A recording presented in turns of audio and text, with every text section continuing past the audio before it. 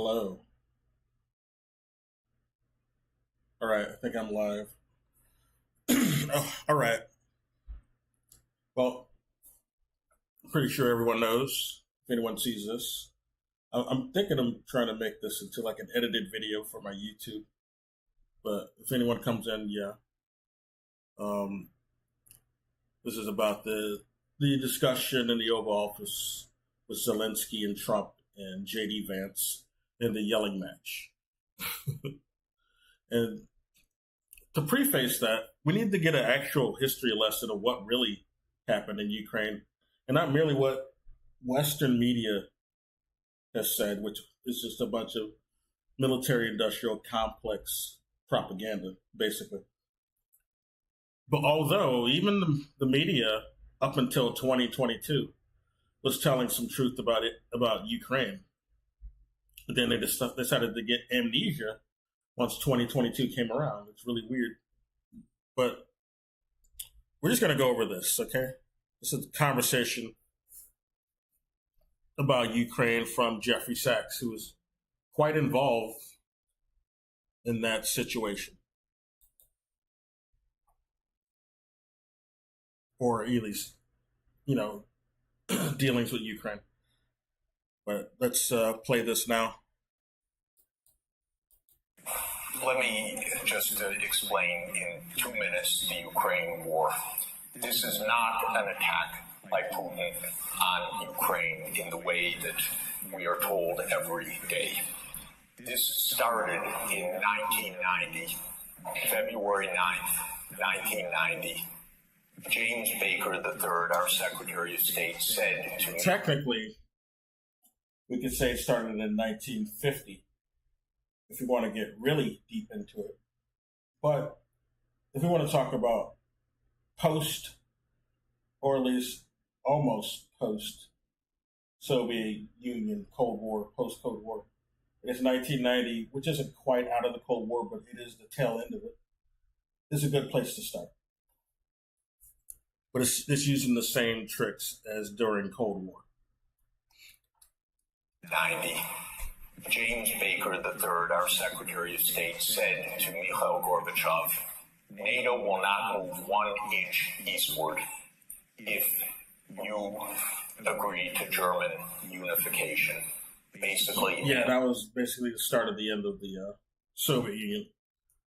By 1991 or 92, really 93, the complete absolution of the Soviet Union happened. And they considered the Cold War over. In World War II. And Gorbachev said that's very important. Yes, NATO doesn't move, and we agree to German unification. The U.S. then cheated on this, already starting in 1994, when Clinton signed off on basically a plan. Which they knew they'd be able to get away with because Gorbachev was he was an asset. He was a Western asset. He was the one who agreed to the Western economic reforms, which basically is why Russia ended up being stereotyped as a poor Slavic country all throughout the 90s and early 2000s until the new regime came in with Putin, who decided to do things like undo some of those economic reforms and nationalize the likes of the oil, which really pissed off people in the West. And they said, oh, God, we can't work with this guy like we did with Gorbachev and Yeltsin. He's doing some shit that's too communist for us. I mean, Russia isn't even communist anymore. The Soviet Union is gone. But he's doing shit that we consider communist. We don't like that. We want the Russians to be starving and poor and beholden to Western interests. You can't be undoing that shit. Plan to expand NATO all the way to Ukraine.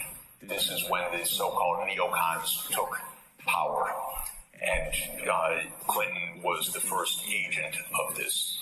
And the expansion of NATO started in 1999 with Poland, Hungary, and Czech Republic. Yeah. At that point, Russia didn't much care. There was no border other than with the Königsberg, but other than that, there was no direct threat. These are no border conflicts, basically. So, yeah, Russia, they said, well, this is something that the Europeans are going to have to deal with. This is happening on their fucking turf. So, if they're okay with NATO using them as henchmen or even starting wars in Serbia, that's something they're going to have to do, deal with, Then, as long as they're not on our fucking borders. And then once they did, oh, look what happened. Exactly what was predicted would happen. Even the U.S. recognized this would happen. If they go and fuck with Russia's borders, oh, yeah, then they'll get involved. The U.S. led the bombing of Serbia in 1999. Oh, he brought up Serbia, yep.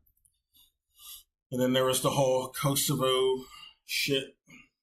That was bad, by the way, because that was the use of NATO. Oh, you want to look at how they talked about the Serbia bombing, by the way? Let me bring it up right quick.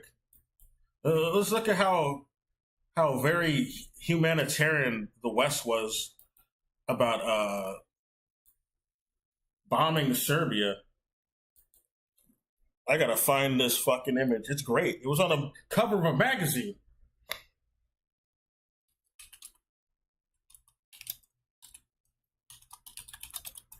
This is a NATO. These are the heroes that Ukraine wants to be part of.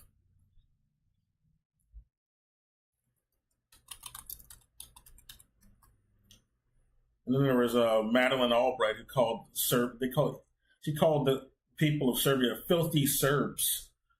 Disgusting behavior. It's very disgusting. Imperialist, Nazi-like behavior. Yeah, it was on the cover of Time. Check this shit out. Check out this very humanitarian shit. Oh, actually, let me blank my screen right quick. But I will show it. I just don't want to dox myself. Because if I type in my address bar, I don't know if I removed all the history of my location. Excuse me. But just in case, I'm blanking right quick.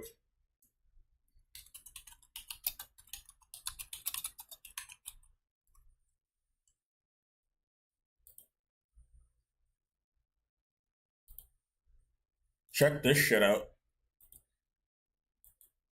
Oh, and since I'm showing something from the cover of a magazine, might as well show the Boris Yeltsin bullshit too.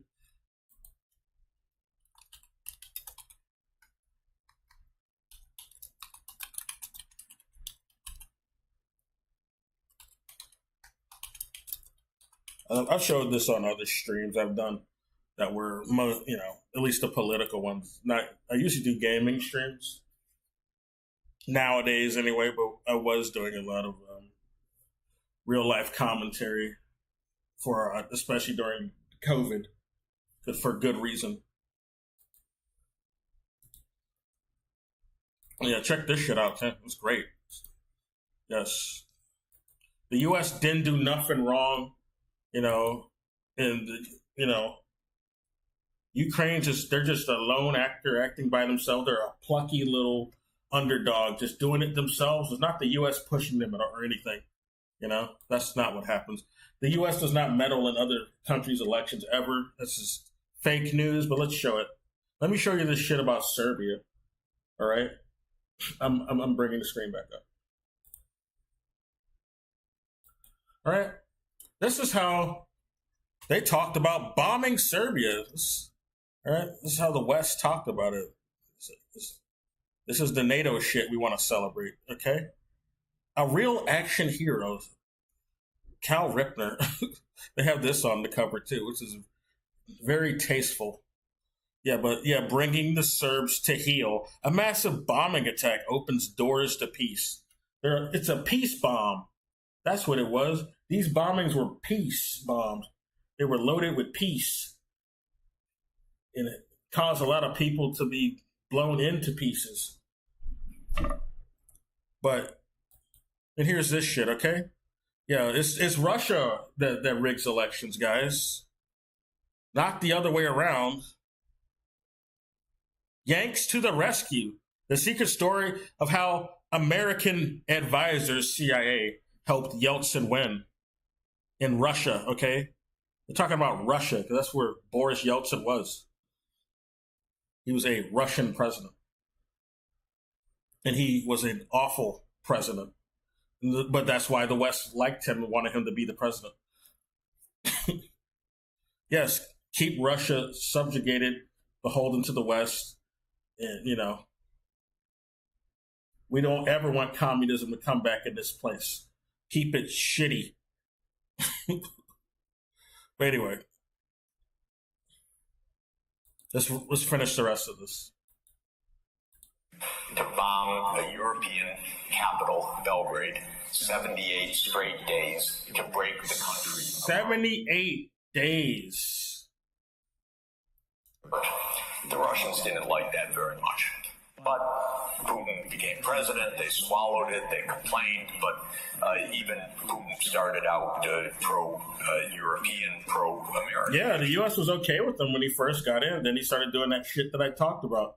He started undoing those economic reforms and nationalizing oil. He asked maybe we should join NATO when there was... Yeah, he did ask to join NATO. But then they didn't like the idea of him joining NATO because he wanted to do things like actually do what NATO claimed to be about.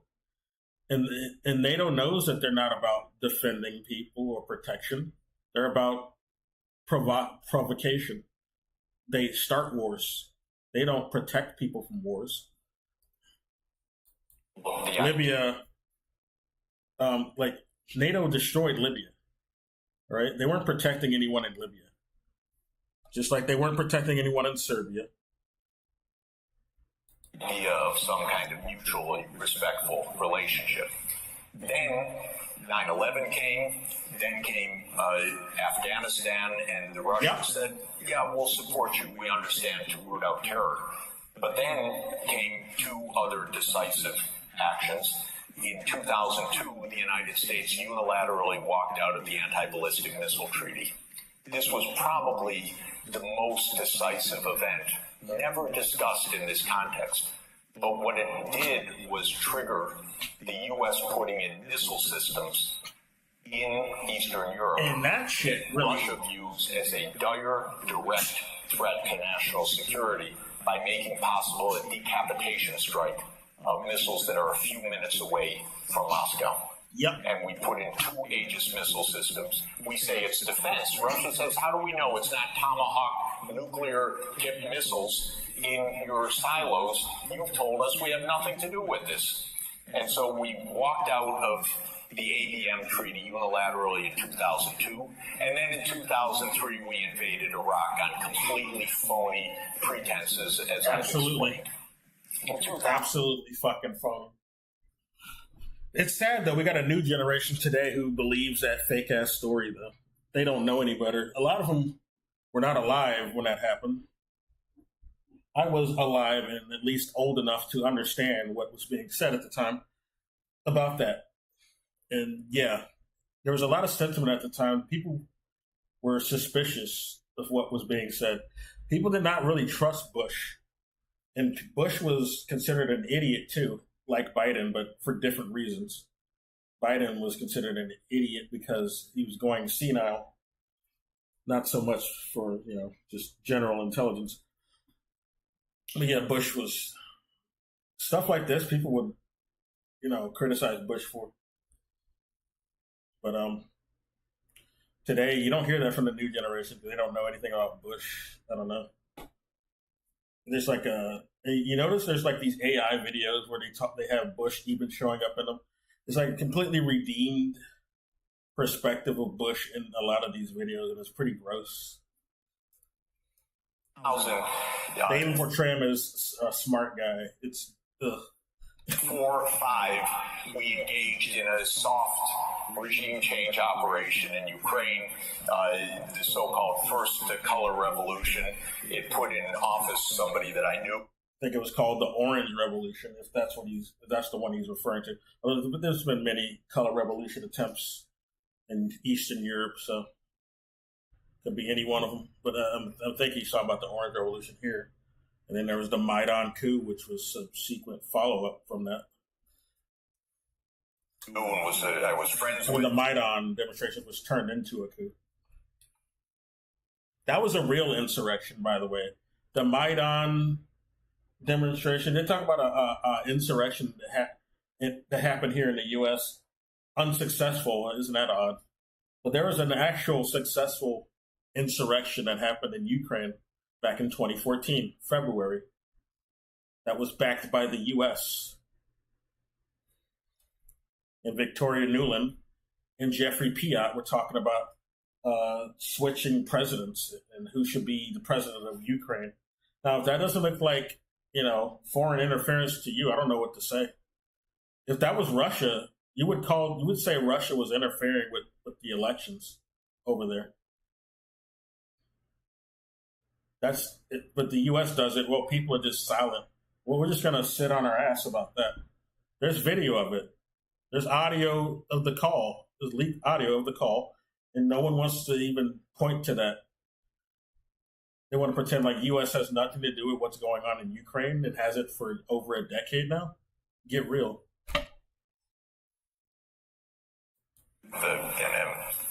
Kind of distantly friends with President Yushchenko because I was an advisor to the Ukrainian government in 1993, 94, 95.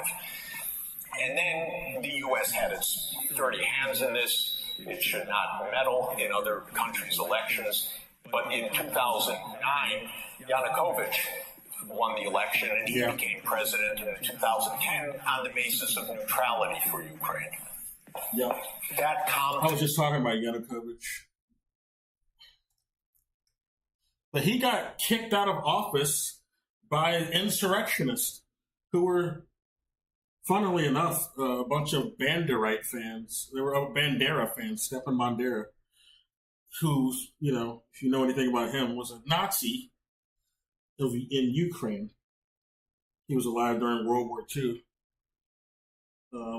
And then there's also Mikhail Lebed, who's also a Nazi from Ukraine. I think both of them were in the OUN. Yeah, Mikhail Lebed certainly was. The OUN was a nationalist group. So,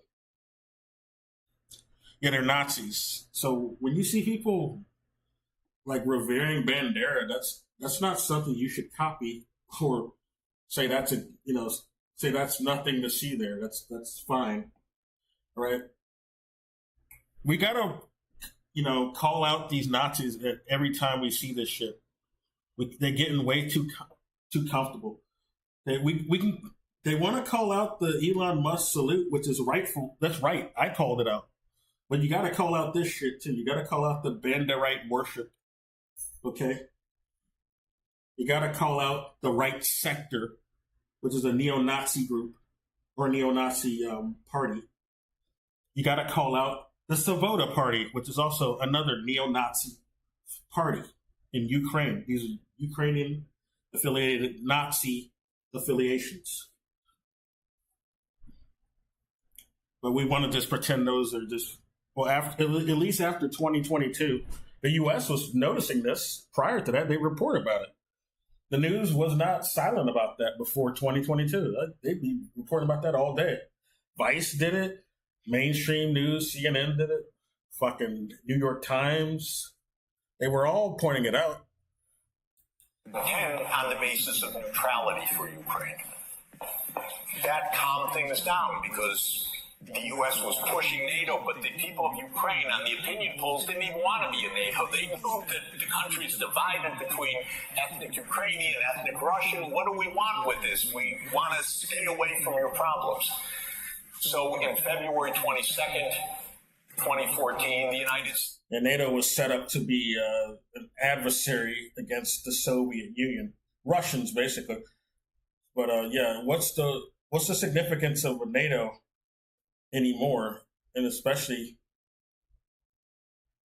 the shit that NATO was backing. They're backing Banderites. basically, it's just NATO is there to support the Nazis at that point, which is what NATO was created for to begin with. They just never were. They wanted to be more subtle about it before, but it's just become more obvious as years have gone by. States participated actively in the overthrow of Yanukovych. A typical U.S. regime change operation, have no doubt about it.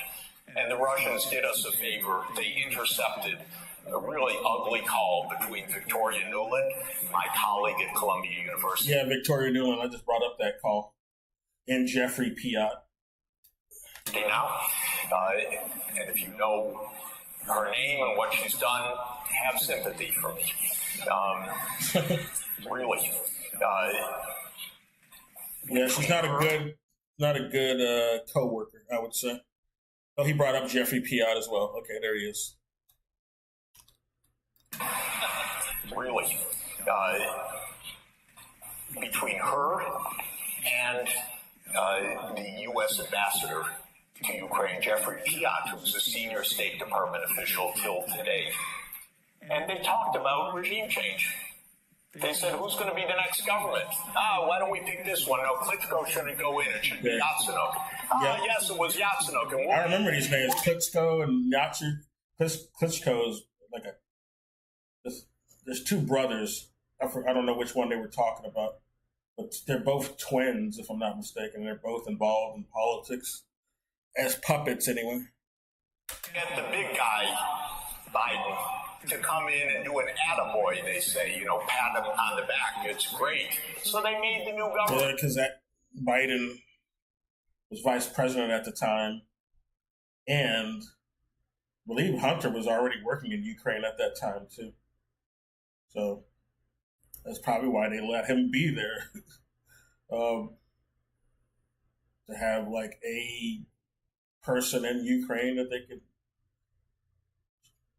bounce info between. I don't know.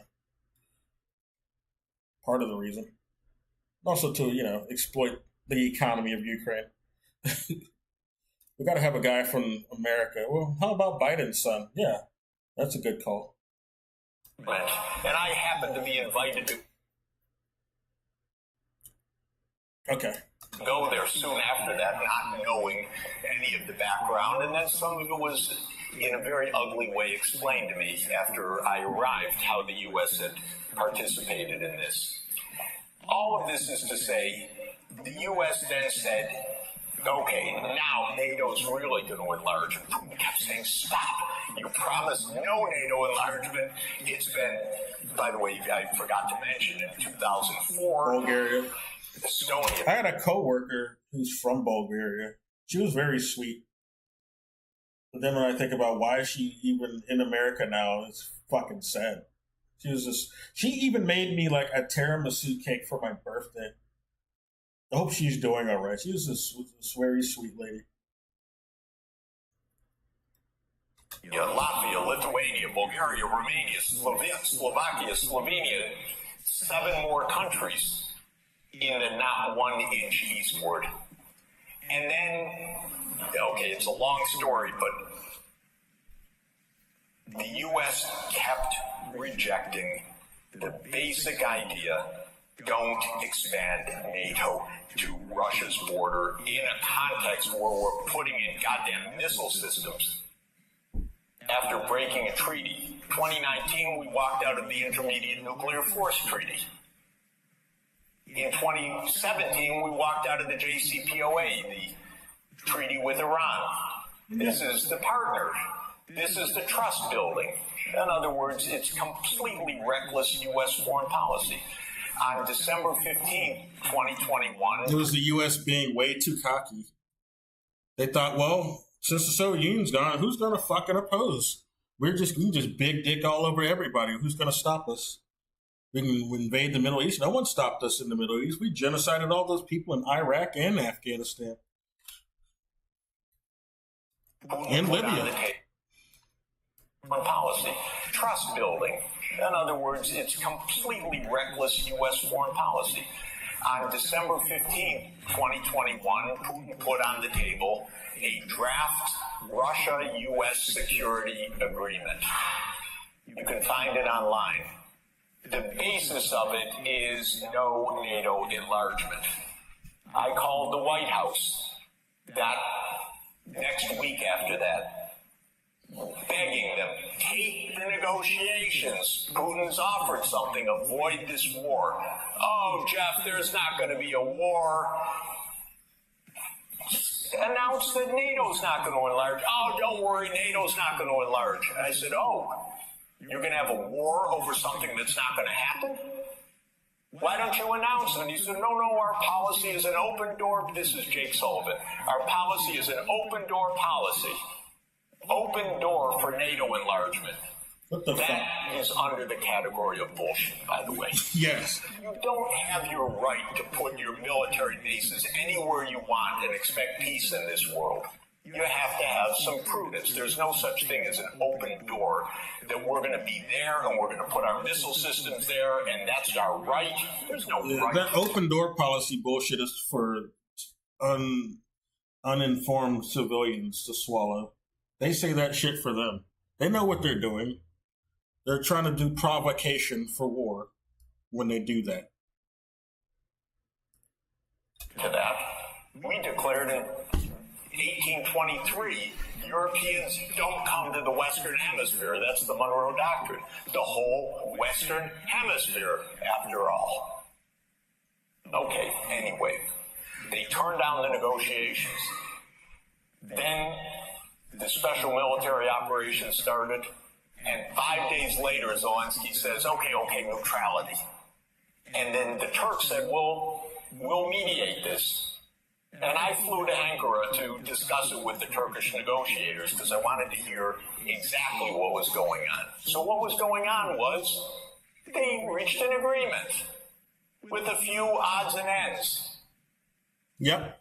And then the United States and Britain, Boris Johnson's bitch ass, was sent over there to dog walk Zelensky away from the peace agreement, the neutrality agreement. And Britain said, no way. You guys fight on. We got your back. We don't have your front. You're all going to die. But we got your back. Yeah. As we kept pushing them into the front lines. That's 600,000 deaths now of Ukrainians since Boris Johnson. Oh, he brought up Boris Johnson. Okay. Good that he brought that up. I didn't know if he said that or not. To Kyiv to tell them to be brave. Absolutely ghastly. So, when you think about your question, we have to understand we're not dealing with, as we're told every day, with this madman like Hitler coming at us and violating this. And they say this about everyone. The U.S. wants to regime change. They say it about the Iran leader. They said it about the Iraq leader. They said this about fucking Hugo Chavez, I believe, back when he was still alive. And I believe they said it about Fidel Castro. They've said it about Kim Jong-un and Il, of course. And yeah, they say about anyone they don't like. It doesn't matter if it's not true or not. It's like none of these countries have really invaded any other country or done genocide against any other country. They're not really going around bombing people.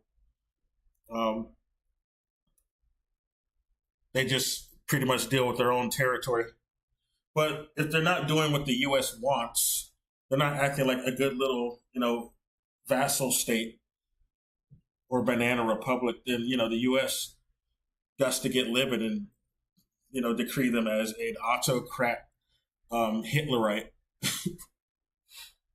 Even though the U.S. are the ones who propped up Hitler to begin with. They did it with Wall Street and the CIA. Alan Dulles really loved the Nazis, of course. Also, Britain was involved with that. Can't leave out the other Anglosphere friends. Canada, too. Shit. South Africa and Australia.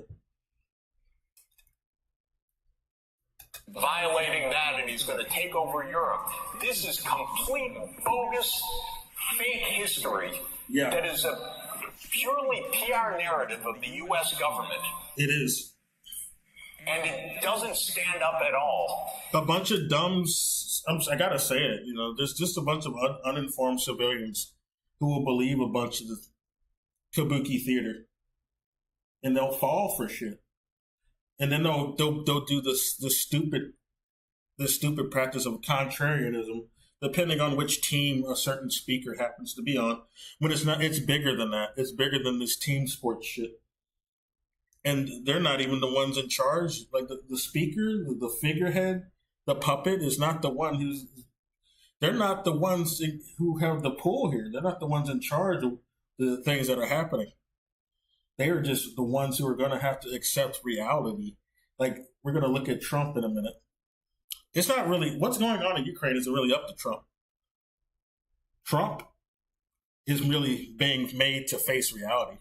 Because what happened in Ukraine is that the U.S. fucking lost, right? The U.S. can't do shit other than accept the fact that they lost. And that's what's happening, right? It isn't Russia that is begging for money or weapons from the U.S. He has no pull with Russia. He has pull with Ukraine to stop funding them or giving them weapons. Ukraine, if they want to keep fighting, or at least the leader, I doubt all the civilians want to keep getting sacrificed. But if the leader, Zelensky, wants to keep fighting, he's going to have to do that himself with his own funds and his own weapons. He does not have that. The only reason that war happened is because of the U.S. anyway. So when people talk about, well, he would never dress Putin down that way. Oh, yeah, of course he wouldn't dress Putin down that way. Putin isn't the one begging him for money and weapons. Putin is not controlled by the U.S. Ukraine is. That's why they get dressed down. That's why Zelensky can get talked down like that. And you can speculate if that was like some scripted performance, but I don't know. Either way, yeah, I could see Zelensky getting dressed down like that because, yeah, he's under the thumb of the U.S. to begin with. He was a puppet, and he was only kept in power with all those Nazis around Ukraine that the U.S. propped up because he would be a good beard to deflect away from the fact that the U.S. propped up Nazis over there. To anyone that knows anything, and if you try to say a word of this, I got completely cut out of the New York Times. Back in 2022, after writing my whole life columns for them, I'd send this, okay. And by the way, online, it's not even space. There's no limit. They can publish 700 words. They would not publish, since then, 700 words for me about what I saw with my own eyes, about what this war is about. They won't do it. We're playing games here. So, God forbid, a nuclear power comes at us. I don't know what's going to happen. But we came at them. And we should stop going after China and Taiwan. This is what I pointed out too. They also want to go after China and Taiwan in the same fucking way. They want to use Taiwan to provoke a war against China, a proxy war, in some dumbass attempt to try to weaken China, just like they were trying to use Ukraine to try to weaken Russia. It's a stupid fucking plan, but it's something the U.S. thinks they can, have a do-over of. They think it's still like the 1980s or some shit with the Afghan war or something. They think it's still the Cold War. I think it's the 1970s and 80s. And they can just repeat what they did with the Afghan war, which is claimed to have been what contributed to the weakening of the Soviet Union. But it's not like Russia is stupid and doesn't remember history. They don't want to repeat that history, and neither does China. China is not stupid. They're not going to have as much luck with this same strategy. It's the modern day. It ain't the fucking 80s anymore. But anyway, let's go to the fucking Trump video now, since we got a preamble of a history lesson about Ukraine, the real history that you're not really going to see on a lot of news. I think this is where the fighting begins. I got the whole discussion. It was like almost an hour with the press, but I'm at the part where they started yelling. Message for them. Well, if I didn't make a deal, if I thought that was going to happen, I wouldn't make a deal. But well, I think we're going to have a deal. We're not talking about it too much with our friends in the UK on this question, but it remains to Let me go to yesterday. I'm trying to started a part where they're answering a press question, and then they all got into a fight. Yeah, look, it's actually a very important question. We spoke about this in detail with the Prime Minister, the Foreign Secretary, and others at lunch yesterday, and I know that Secretary of Commerce Lutnick followed up. Let me go back. Yesterday. Because the question was just right before. Particularly, would you like to say that? Very much too far. JD was very strong on it. So was I. So was Marco. And we've been speaking to Fuck Marco Rubio. Would you like to say something? We have concerns, obviously, with the conduct of theirs, particularly as it impacts Americans. And there's real concern that American speech, which is online, could fall into the hands of the British or any country's jurisdiction. And so this is a point the Vice President made in Munich, and I think it's a very compelling one that would unite us with Europe as much as anything else. Is the Okay, let me just... Here it is.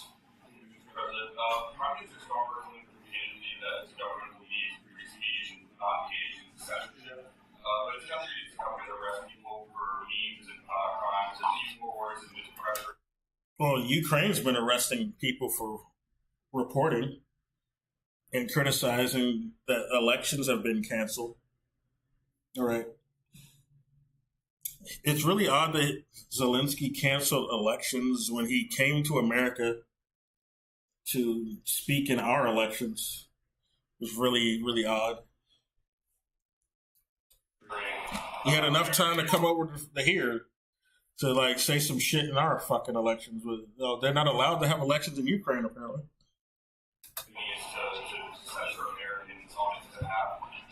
Wasn't too busy on the battlefield, I guess. Came over here.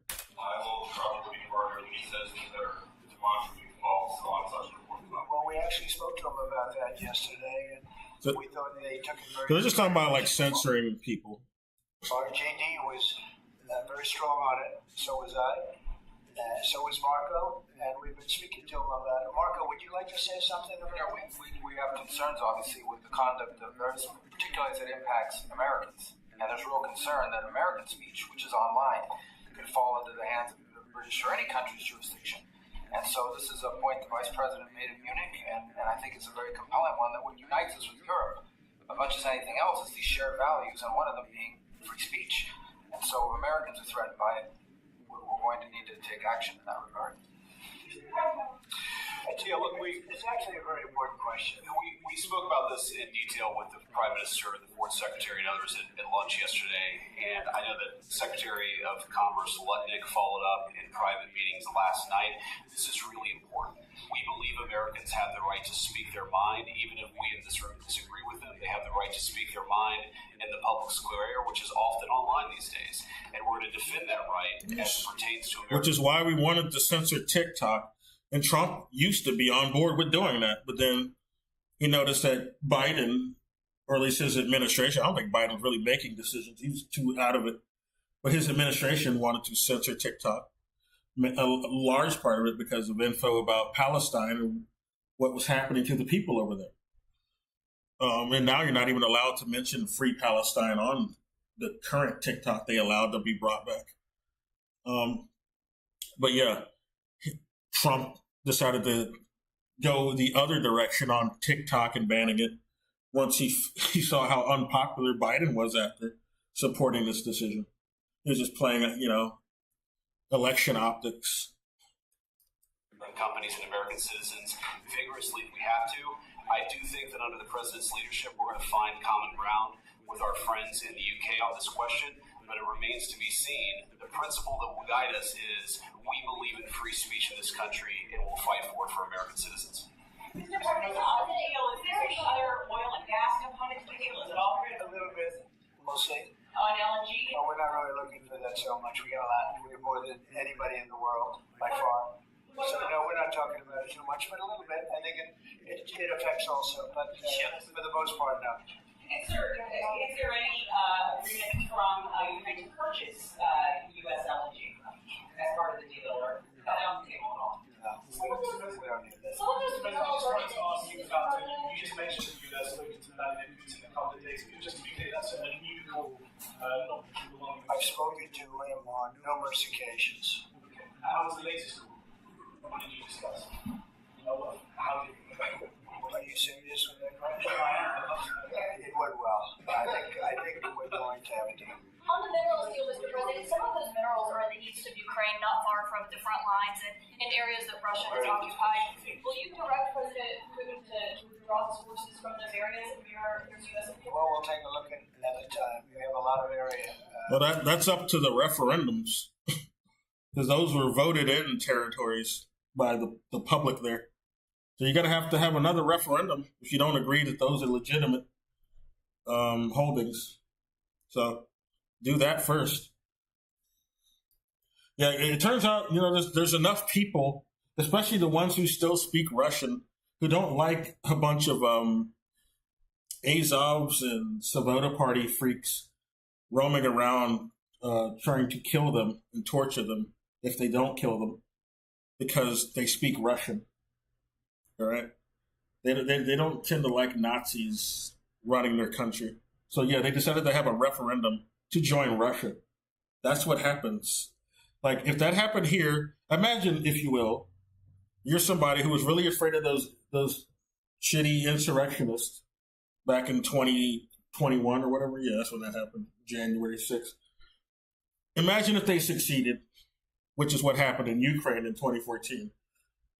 And imagine if, they were outright open Nazis, and perhaps you're not the whitest person. You might think you're white, but what if they disagree? And they notice that, you have Russian in your background, or Jewish, or Hispanic, or even African, or Asian. Well, you would probably want to have a referendum to emancipate from this country ran by Nazis, now would you? You want to carve off your own section at that point and group up with all the people who oppose Nazis. So you got to put things into perspective on why things happen, why these territories even exist. It's a very big area we're talking about, so we'll take a look. I'll study that and I'll see. And who would protect those minerals if they are U.S. interests? Would that be Ukrainian forces? The agreement will protect them. We're signing an agreement. And that's only considering if you're lucky enough to be bordered with another country that is opposed to these factions who are, racist against them. All right?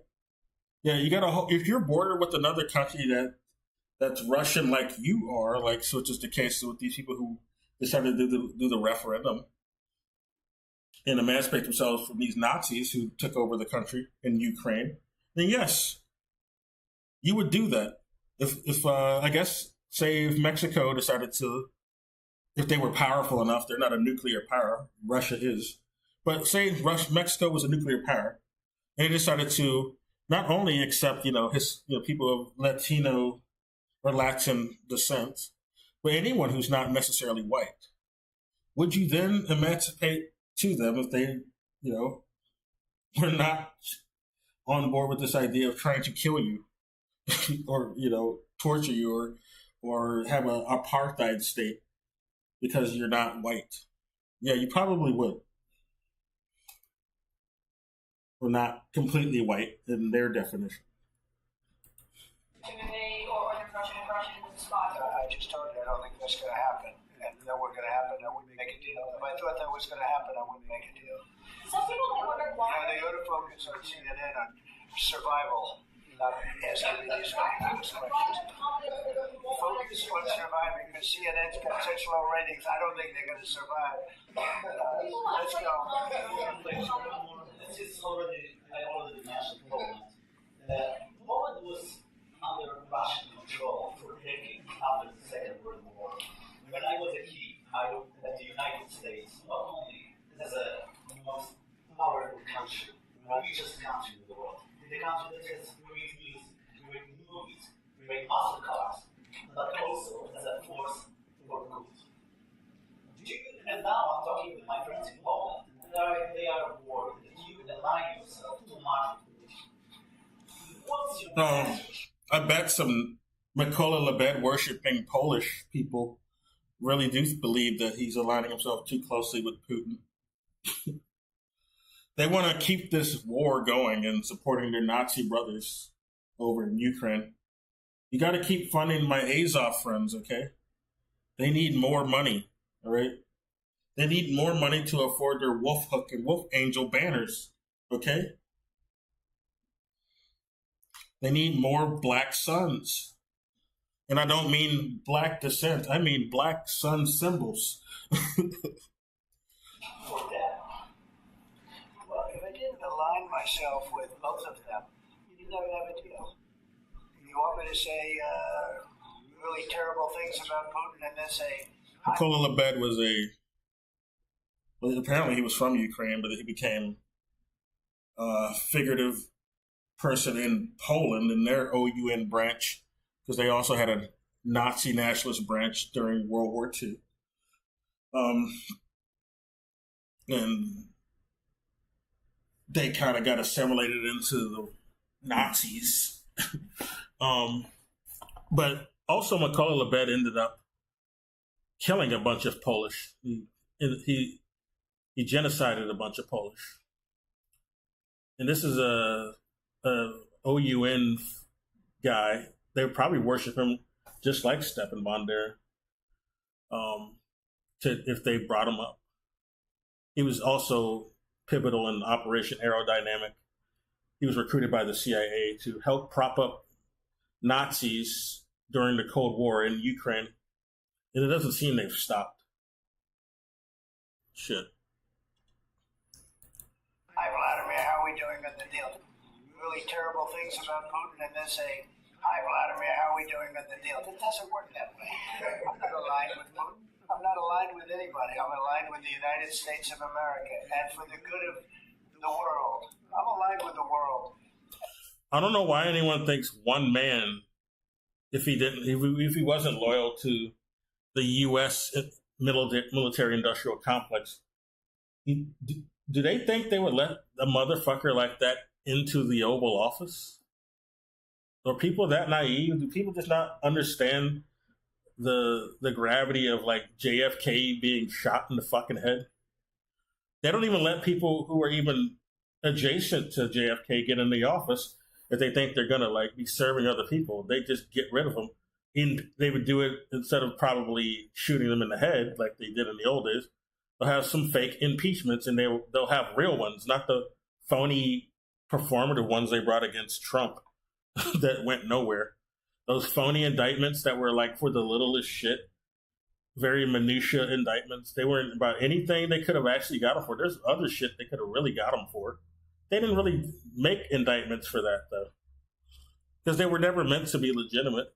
At best, they were just optics for election time. They just made him popular. They made him more popular, I guess you could say, because he wasn't. You could say he was probably popular before, but those it made it look like the deep state was actually against Trump when all those indictments were happening. You know, you're going to convince people who believe in the deep state that, oh, well, he must be genuine and they're really trying to take him down because he's really a threat. But no, he's not a real fucking threat.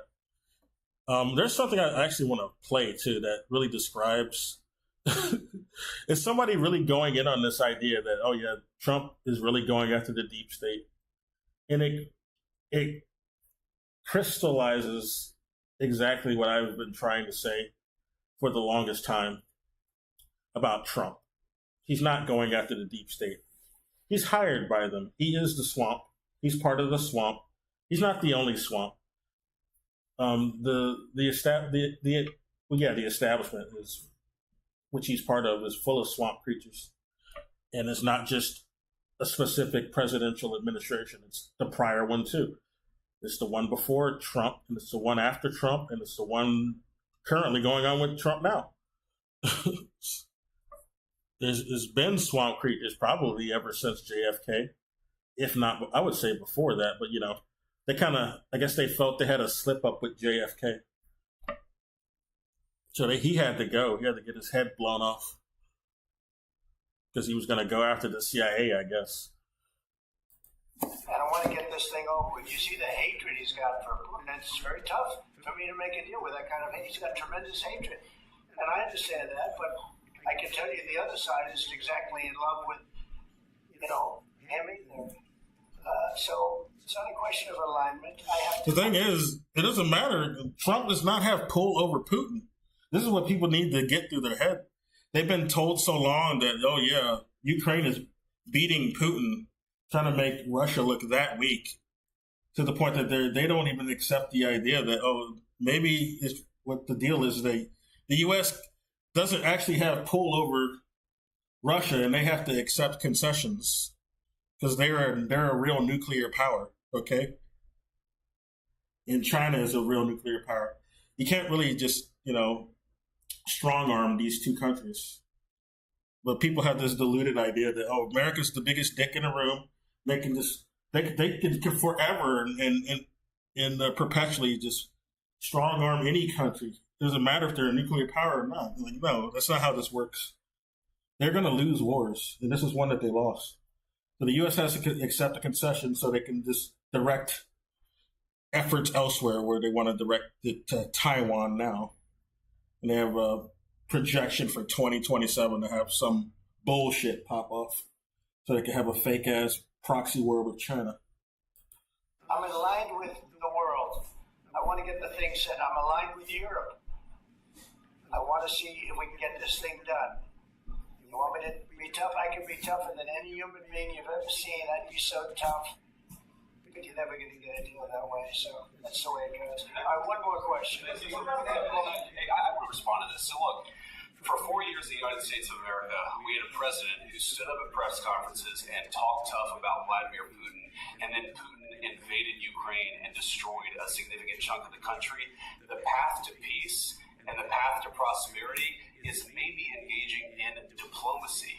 We tried the pathway of Joe Biden of thumping our chest and pretending that the President of the United States' words matter more than the President of the United States' actions. What makes America a good country is America engaging in diplomacy. That's what President Trump is doing. Can I ask you?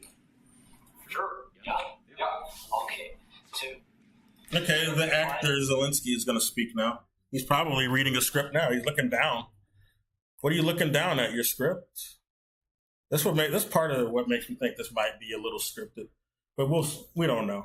Either way, I'm going to correct the dumb shit he says. Our big parts of Ukraine, parts of East and Crimea. Maybe the script is under the table or something. For all I know, or a phone or some shit. Sumia, or big parts of Ukraine, parts of East and Crimea. So he occupied it on 24. Well, Crimea was a referendum. Most of the people in Crimea speak Russian. And Ukraine bans Russian. So, what do you expect? Ukraine fucking banned Russian. I'm surprised that the territory with the greatest Russian-speaking population decided to have a referendum to join Russia. Oh, I'm very surprised. As if Crimea was ever Ukraine's historically to begin with. Like, the fucking Russians, the Soviet Union gifted that to Ukraine to use. It wasn't really theirs. It was gifted by the Soviet Union by this motherfucker Khrushchev, who was a fucking asset of the West. And then he got ousted because, people figured out he was a fucking asset. He's a Trotskyite, fascist-loving bitch. So, during a lot of years, I'm not speaking about just Biden, but those time was Obama, then President Obama, then President Trump. The only reason Ukrainian as a language even exists is because of the Soviet Union. They preserved it. It was about to die out. Then they started to respect this ethnic group and bring back their language. That's why it exists today. Otherwise, everyone in Ukraine would still, they wouldn't still, they'd just all be speaking Russian. So, Trump and President Biden, now President Trump, and God bless, now President Trump will stop him. But during 2014, nobody stopped him. He just occupied and took. He killed people, you know. no, what happened is the Maidan coup happened, which was, we already heard the history of with Jeffrey Sachs. That's what happened. He wasn't even fucking president at the time, so he doesn't know anything. He was going around dancing in high heels at that time You know what the contact for was? his stupid shows. 2014. 2014? Yeah. So I was not here. Yeah, but yes, but during 2014 till 2022, Although he did have a stand-up back during the last Obama term where he points out that the U.S. invaded and they got a bunch of U.S. mercenaries all over the place. So now he's just, I don't know. He's just acting now. Or maybe he's just really high off the coke. The coke is probably, I'm assuming he's on coke because the way he acts in some of these interviews is weird. Especially during the Minsk agreement. He was like twitching, like there's like filming of the Minsk agreement, Minsk 2 back in 2019. He's like twitching and laughing and it's really weird. So it looks like cokehead behavior. And he might have needed the coke to cope with the fact that he knows he's lying or is being forced to do this, you know. That's got to be severe. You know you're being forced to do something. You need some drugs to cope with the reality. And he probably got so addicted. He feels like he's going to lose his coke money train. That's probably what's going on here. If this is genuine, that is. I don't know. He might be acting. He knows he's lying, though. Because he knows that him and Merkel admitted that they only did the Minsk 2 agreement so they could just have time to militarize Ukraine more so as to provoke war against Russia. That's it. And to be able to qualify for joining NATO, basically. He really thought he could join NATO. But during 2014 till 2020, which is a violation of the Minsk, by the way. So he's the one who violated the Minsk agreement just by going along with this idea. Yeah, well, I want to join NATO, but that violates the Minsk. Well, now I'm saying Putin violated. yeah, but That's what he's talking about here. When he says the ceasefire, he's talking about the Minsk 2 agreement. He's full of shit. And we're going to show something else that contradicts a lot of what he's saying here. Actually, let's do it now.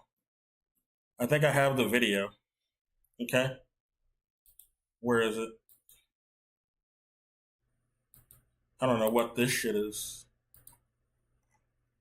Oh, yeah, that's right. Madeleine Albright admits. Not Madeleine Albright, Angela Merkel from Germany. And Macron was there at the time, I believe, during the Minsk 2 agreements. Here's a video. This is Zelensky in the Donbass talking to a bunch of Azov soldiers. And they're like really invalidating him. They want to talk about how disrespectful Trump was in dressing down Zelensky. They're going to be fucking crickets on this stuff if this ever played in the news. Okay? Let's see this. I'm not surprised that Trump is able to dress him down or talk down to him. Look at this shit.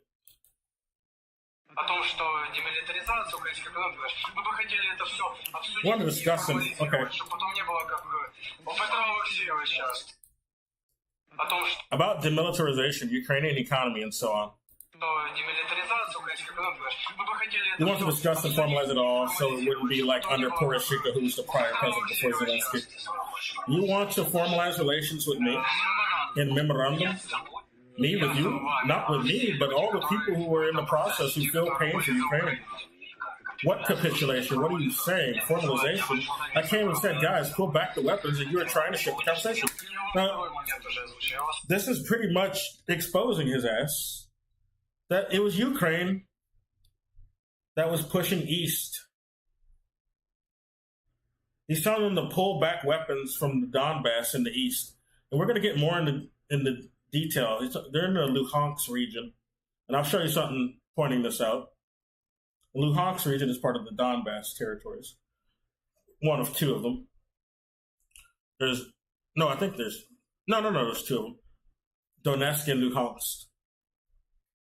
And now there's more since there's been some referendums ever since the war started. I came and said, guys, pull back the weapons, and you trying to shift the conversation. But I'm already voicing the second moment I heard you. You can't voice any ultimatums to me. You didn't understand. Wait a minute.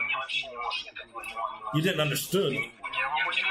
I don't voice any ultimatums, just saying what people say. Should we go in and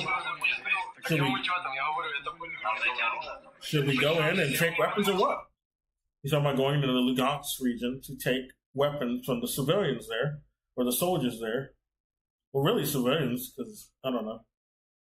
You can't really take weapons from soldiers. They'll fire back. So he's really just talking about going in to terrorize and do some fucking raids on townsfolk. Like, it's some, IDF behavior.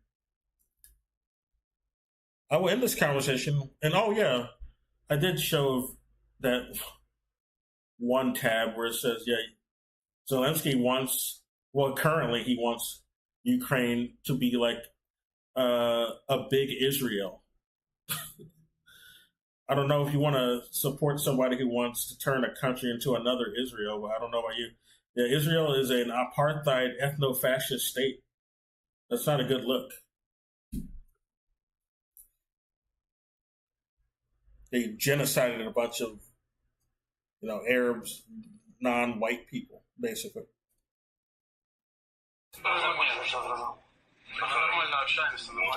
So let's talk normally. No one trying to embarrass you.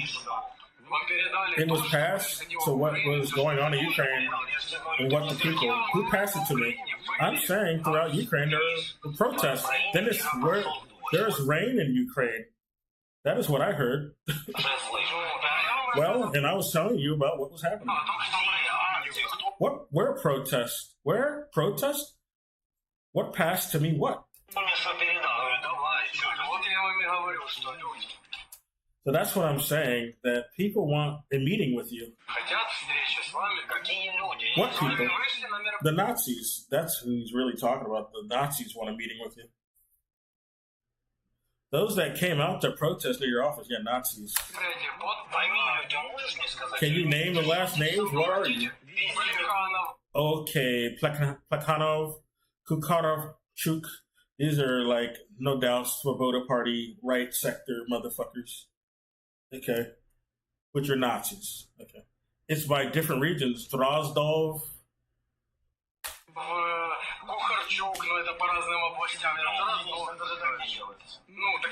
Dennis, it's not like this. Well, he asked, I answered.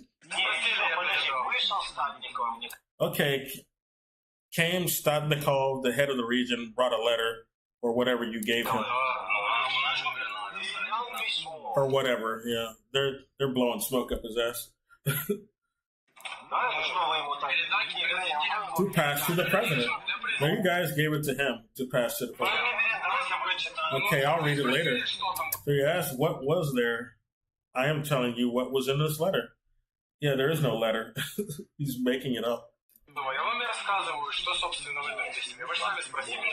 Dennis, listen, I am president of this country. I am 42.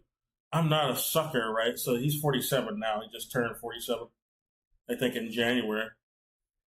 I think he might be a Capricorn, which is unfortunate, because I'm also a Capricorn. I don't really like sharing the sign with him, but that's what happens sometimes.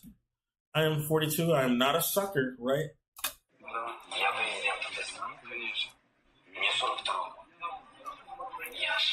But you are a puppet. You are an asset, whether you know you're one or not. I came and told you, pull back the weapons. So he knows that his guys were violating the ceasefire. That's what's going on here. They're violating the ceasefire right here. This isn't Putin he's talking to. These are his own soldiers.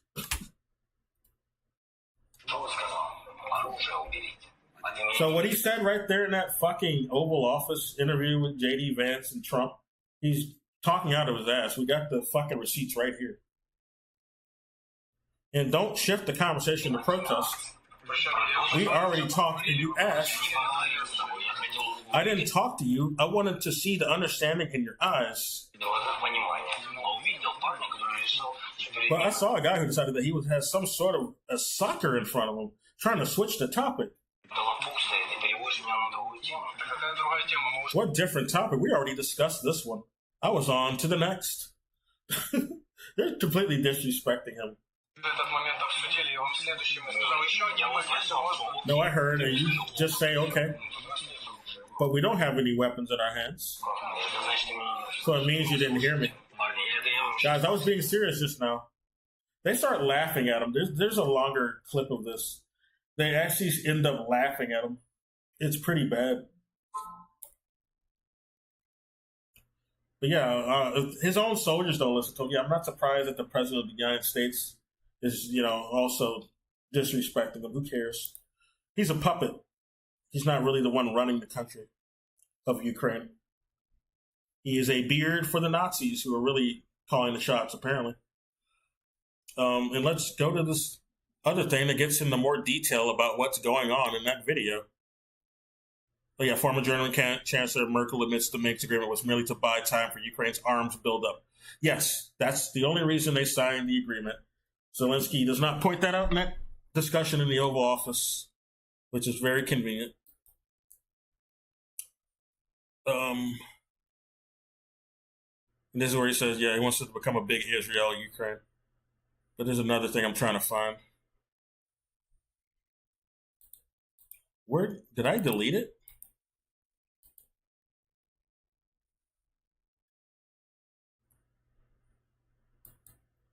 Oh, I must have closed it accidentally. It's here though. 1 second.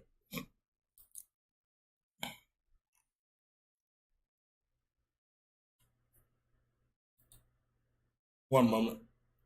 I might have to type into the address. I'm gonna blank my screen right quick. I don't know why it's not here anymore.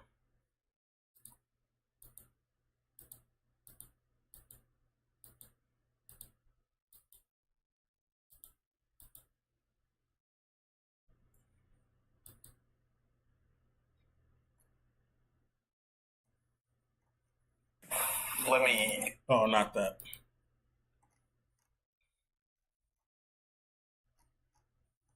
Here it is. I found it. Never mind.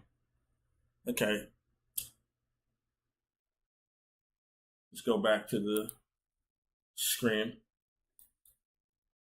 It's right here. And this is not a biased source. This is from Ukraine itself. All right? This is before they started censoring the press over in Ukraine. and Ukraine was not even this post was not necessarily like pro-Russian or anything, but they were not, hiding the truth. Okay, I'm not to lose. Zelensky clashes with veterans on over the Donbass disengagement. All right, that's what we just watched. That video, this screen from it or image from this video. It started as an argument on October 26th. President Volodymyr Zelensky, this is in 2019, locked horns with war veterans in the frontline town of Zalot in the Luhansk Oblast. All right, that's one of the regions in the Donbass. Like I said, it was Luhansk. The president was pushing a mutual disengagement of troops and armaments at the frontline flashpoint. The veterans opposed this plan. Soon, however, a video of their disagreement shot through Ukrainian social media, fueling passions across the country. It left little understanding, however, of the real prospects that both Ukrainian forces and Russian acknowledged would pull 1 kilometer back shortly. That clarity is partly lacking after the planned withdrawal was postponed several times due to shooting. By his soldiers that he had to yell at. And locals remain as puzzled, if not more so, than observers. They don't know what to expect in the near future, and the locals are in the Donbass region. Viral argument. Zalot is a town of 14,000 people, some 700 kilometers southeast of Kiev. It is cut in two by the front line of Russia's war against Ukraine and some parts of Zolot. The military positions of Ukrainian and Russian-led troops are less than 100 meters apart. On October 25, Zelensky unexpectedly arrived in Zolot for an overnight visit. They call it Russia's war, but it's just the Donbass. The Donbass is not backed by Russia yet. They didn't join Russia. Crimea joined Russia. That's how you can notice a distinction.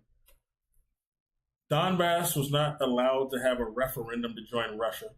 Crimea was, right? Russia did not want Donbass. They initially, on the first Minsk Accords, they wanted the Donbass to have a reintegration back into Ukraine. Okay? They wanted the stability. That's what Russia wanted. They don't want a war on their fucking border. Like, no one realistically would. Like, the U.S. does, because the U.S. doesn't have to feel any of that because they're across the sea.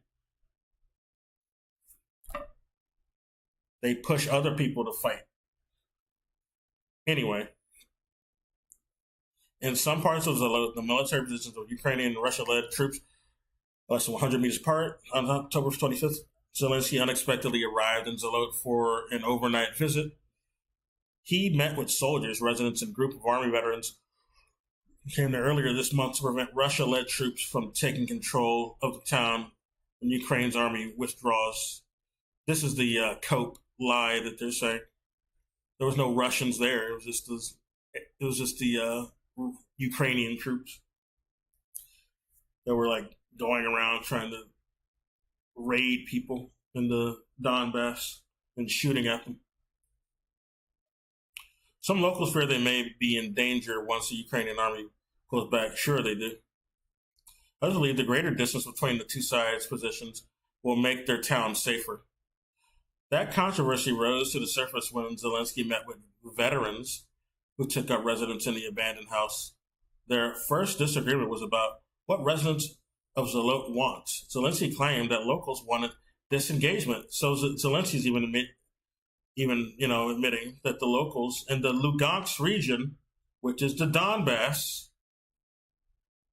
want disengagement, and that the larger distance between the sides would decrease the number of soldiers being killed each month. But the veterans argued that troop withdrawal is effectively capitulation and that locals don't support it.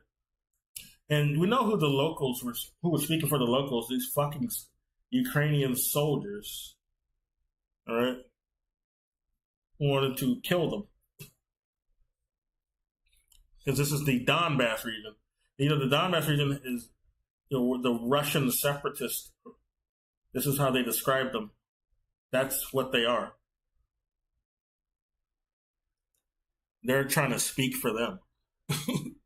Okay.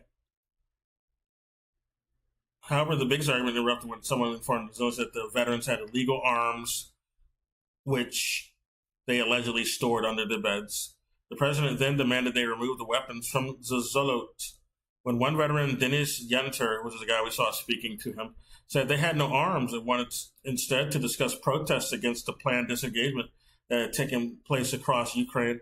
And Zelensky knows nothing about it because they made it up. That's what's going on in that discussion. They made it up. Even Zelensky knows they made it up.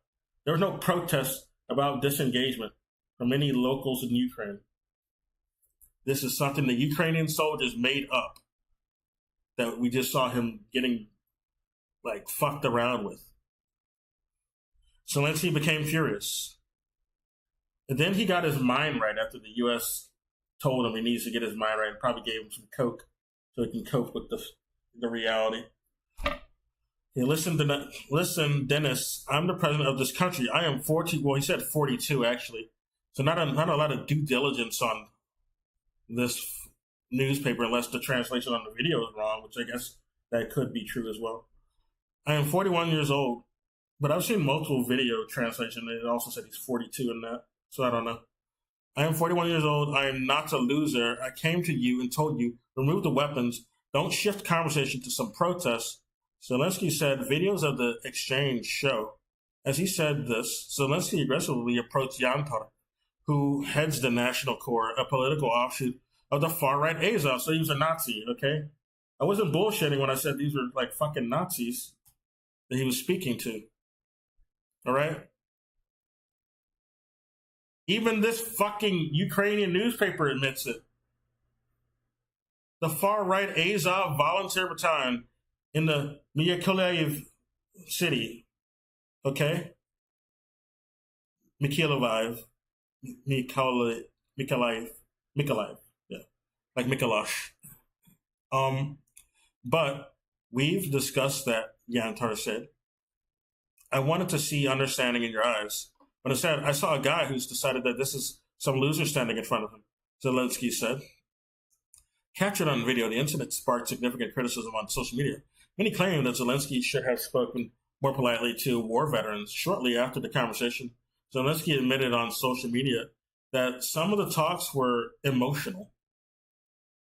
Vyacheslav Svakyarchuk, a rock musician and leader of the Voice Party, which has 20 members in parliament, wrote on Facebook that this disrespectful conversation with veterans would not bring peace, but rather, this guy is defending speaking disrespectfully to a Nazi. This is gross. Fuck this guy. Yeah, he's probably in the same fucking party. The Voice Party. Let's look them up. What is the Voice Party?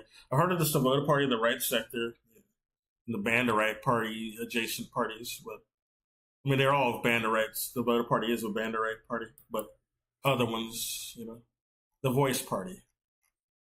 I guess it's a Ukrainian party. So let's type that. Holos, yes, in Ukraine. Okay, Holos, translated as the voice or the vote, is a liberal and pro-European political party in Ukraine, led by Kira Rudik. Okay. The group was founded by Ukrainian musicians. Yeah, there he is. That's his picture. In May 2019, the party won 20 MPs, okay, and became a part of the opposition in the current Ukrainian parliament. Well, this is the first party with liberal ideology to enter the Ukrainian or in the form of faction. Let's see what their history is. Seems they were only developed after the Zelensky election.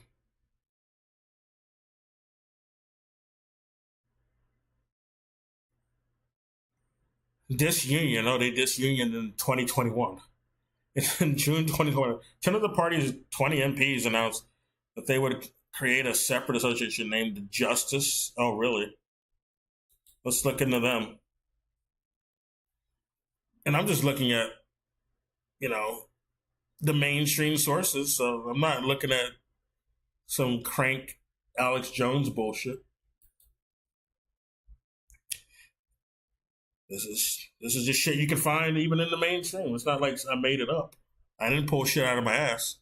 Parliamentary faction of the founded by 11 deputies of the Hollis Party disagree with the actions of the party leadership. And what do they want to do?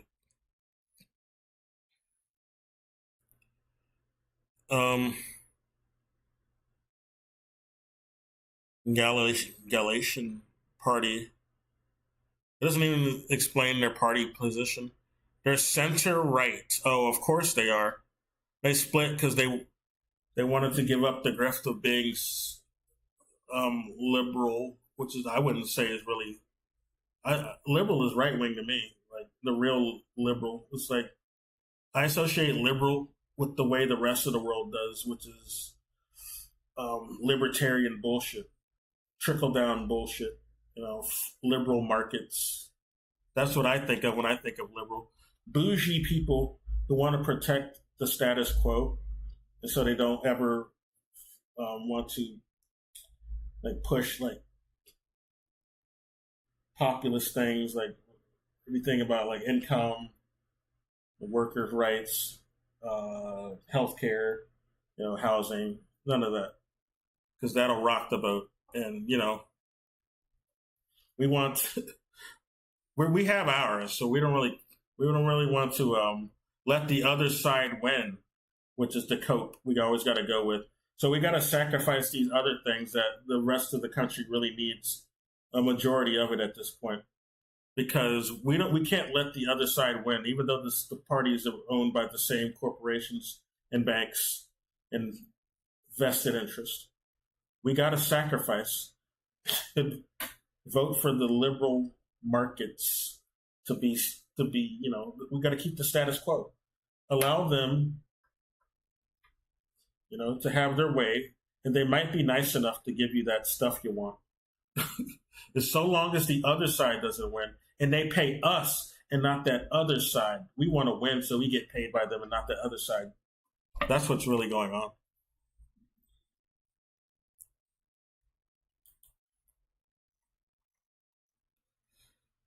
Okay, but why did they split? It'll say right here. I just got to know before I get off of this. I've been on this too long. I want to get back to the other shit. In late 2020, the group made of 11 faction replaced faction leader. They wanted to replace that musician, I guess, with his deputy, Roman Kostenko, as acting head of the faction. This move failed because of the faction leader to be replaced. Virtually 2/3 of the faction have to vote. And second, bureaucracy. The statement countering the attempt was signed by remaining MP. This boring bureaucracy, I guess. And I guess they also just wanted to be more far right, and that's why the other party, they don't even claim to be liberal. They're center or center right, which is just a soft way of saying we're far right, guys. We want to look like we're centrist, though. We'll just say center right.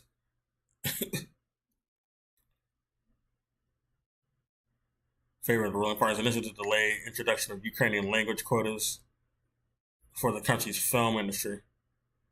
Okay. National state funding of the party. Okay, Supreme Court of Ukraine. Okay, let's look at their position. The party declares a democratic approach for the separation of money from politics. In economics matters, the party is in favor of introducing a tax on withdrawn capital, a landmark, a privatization of state-owned privatization. What? Okay, well that's pretty right-wing. That doesn't make you any better than the Nazis. That's what they did. And the fight against illegal customs and tax schemes. Party leader Vakarchuk stated on 10 June 2019 that the party wants to abolish the current Ukrainian election constituencies, in which 225 seats are elected in constituencies with the first past the post electoral system in one round, instead favoring a shift to full open list proportional representation. According to the analysis of human rights activist Vladimir Yavorsky, the party's program pays great attention to human rights, while there are no populist statements in it. Okay. According to experts at the Center for Economic Strategy, Mitro Yablovansky and Daria Mikhalstin, the program focuses on combating corruption through a de-oligarchization. Well, we know Kolomoisky wouldn't like this if they were genuine, but they probably weren't. By increasing the efficiency of the state through the introduction of modern technologies. The November 2019, the party's parliamentary faction stated that Ukraine could not regain control of separatist Donetsk People's Republic and Luhansk People's Republic and Russian-annexed Crimea. See, they put Russia-annexed Crimea there for a reason, because these are not Russia, but they keep calling them Russia whenever they're the people there are defending themselves. They say, oh, they're Russian. Russian-speaking, but not of the Russian state. This is Russian. Crimea is Russian state. And that happened through a referendum. The people there voted to be a part of Russia. Freeze the conflicts, abandon the Minsk agreements, and focus on.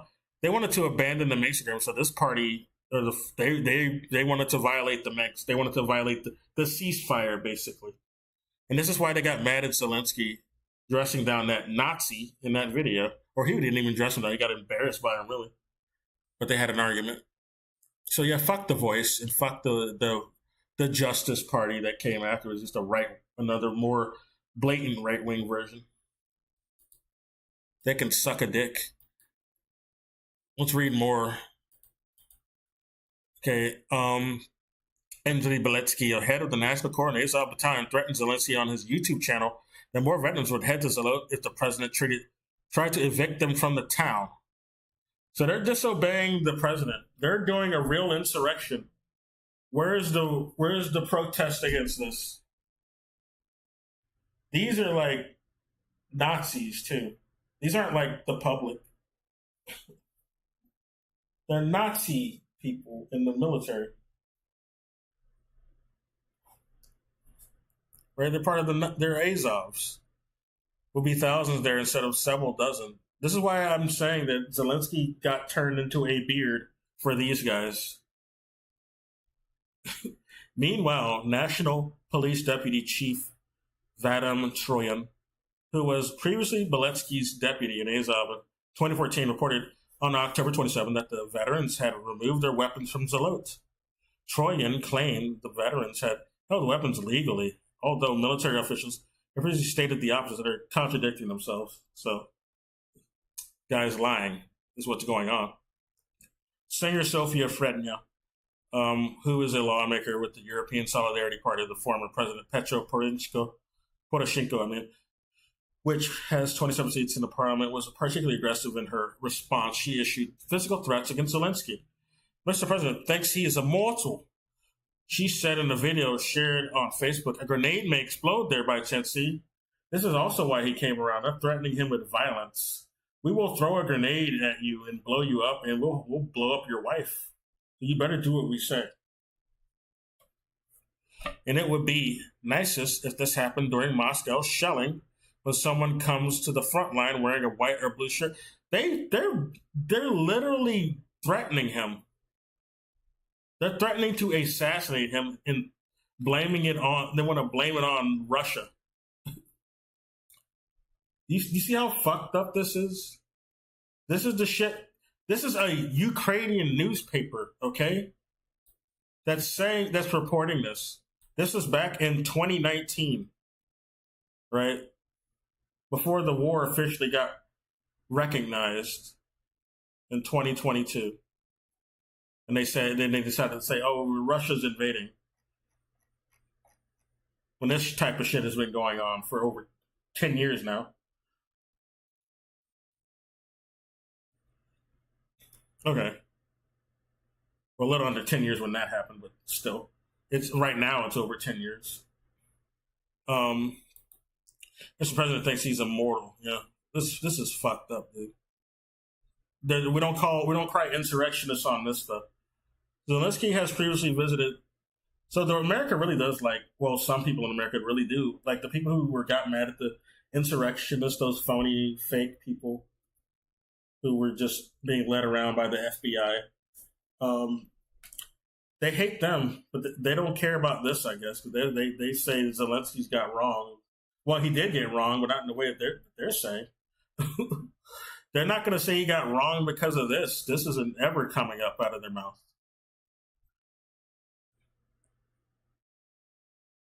Zelensky has previously visited the front line dressed in civilian clothing rather than military fatigues. Ruslan Stefanchuk, Deputy Speaker of Parliament. So I guess this is why he wears military fatigues now, so they don't accidentally shoot a soldier thinking it's Zelensky and some civvies. But he rarely goes on the front lines anyway. He's usually out of town too. Like he came to the U.S. for elections.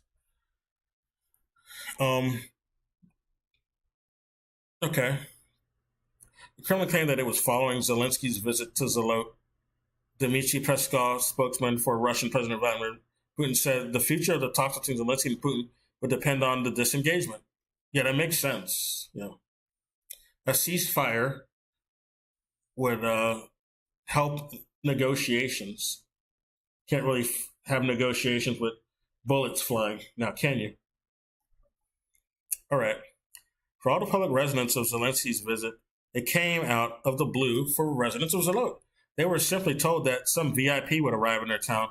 In a YouTube video filmed by the presidential office, the owner of the house Zelensky spent the night, appeared shocked to find out that the president would stay in his house. Oh, he didn't even know? Okay. That's pretty inconvenient. Yeah, you didn't fucking tell me? You're gonna have the goddamn president coming to my house? Is he gonna pay for food? Like, I don't get much money here, dude. Helena Yeremevya, the principal of a school located in the most dangerous part of town, said she had a positive impression after meeting with Zelensky. However, Yeremevya said, yeah, well, I said it right. Yeremevya.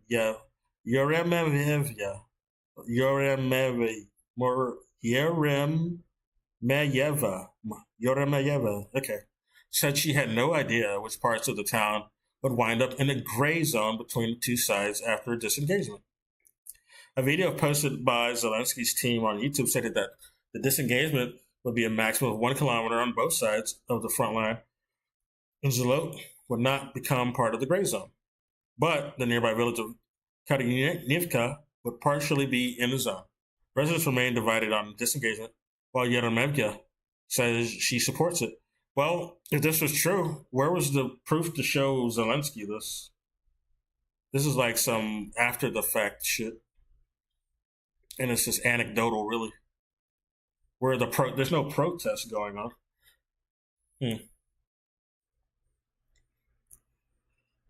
She and other anti-disengagement residents said these are probably just some ops they got to come and speak for this newspaper.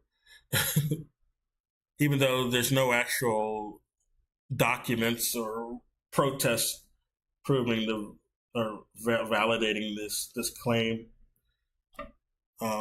about a bunch of people being in this disagreement about disengagement. They'd rather disengage than they'd rather be like, they're worried about disengagement more than bullets flying still. That doesn't sound right to me. That doesn't sound right to me. I don't know.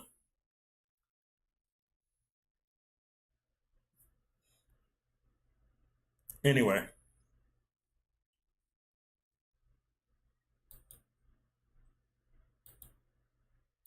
What else did I want to show?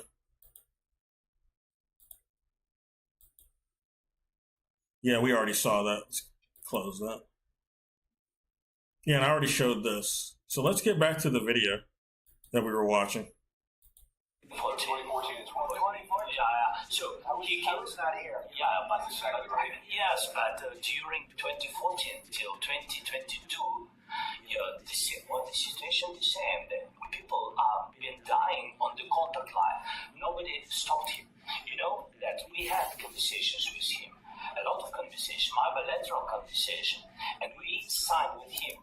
Yes, the peace agreement that the U.S.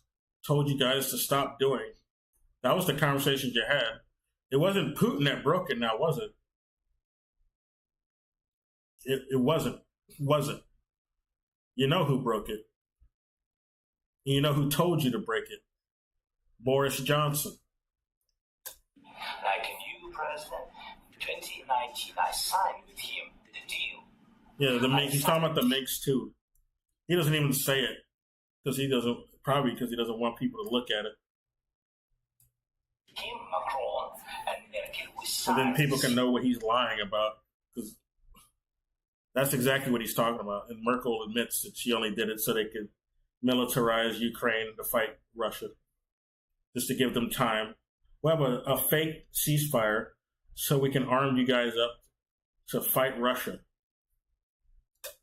And you can have a chance to join NATO then. That's what was really the deal they wanted to do. That's what Merkel and Zelensky wanted, and Macron was in on this deal. And of course the US was the spearhead of this. Well, a lie. They never had any intention of having Ukraine join NATO, because this was just provoke Russia to show that they're justified in doing what they're doing. Ceasefire. All of them told me that he will never go. We signed him gas contract. Yes, but after that, he broke the ceasefire. He killed our people, and he didn't exchange prisoners. We signed the exchange of prisoners, but he didn't do it. He didn't do any exchange of prisoners. Where is the proof of this? What kind of diplomacy, JD, you are speaking about? What do you mean? I'm talking about the kind of diplomacy that's going to end the destruction of your country. Yes, but if Mr. President, Well, since the U.S. were the reason you stopped doing diplomacy, if the U.S. wants to now actually do diplomacy, then yeah, that's the reassurance. I guess if he really serious, unless he's really serious, you need to ask the U.S. Are you the ones who really want to do diplomacy this time? Are you the ones who fucking told us to break it? You in Britain. That's what he really needs to be saying. But in this whole thing, it's what makes me think it's scripted. He doesn't bring that up at all, that the U.S. were the ones who told him not to do that. He doesn't bring up anything about the Minsk agreements being a ploy just to arm up Ukraine to fight Russia. Doesn't bring up anything about Merkel. Well, he brought up that Merkel and him helped sign the thing. Not what she's admitted. And he says the U.S. has nothing to do with this war. It's not a war between the U.S. and Russia. When, yeah, it is. U.S. are the ones who made Ukraine do this war. Right? So that's what makes me think he might be acting here. He's doing a script. And part of this act is to make it look like it wasn't the U.S. from the beginning who were behind this entire thing. Mr. President, with respect, I think it's disrespectful for you to come to the Oval Office and try to litigate this in front of the American media. Right now, you guys are going around and forcing conscripts to the front lines because you have manpower problems. You should be thinking... That is true. I don't even like J.D. Vance, but that's not something that's wrong, what he just said there. The President for trying to bring it into this conflict. Have you ever been to Ukraine? Did you see what problems we have? I have been to. I've actually watched and seen the stories, and I know what happens is you bring them on a propaganda tour, Mr. President. Do you disagree that you've had problems, like bringing people in your military? And do you think that it's respectful to come to the Oval Office of the United States of America and attack the administration that is trying to prevent the destruction of your country? A lot of questions. Let's start from the beginning. Sure. First of all, during the war, everybody has problems, even you. But you have a nice ocean, and don't feel now. Yes, and that's why they have a nice ocean between them.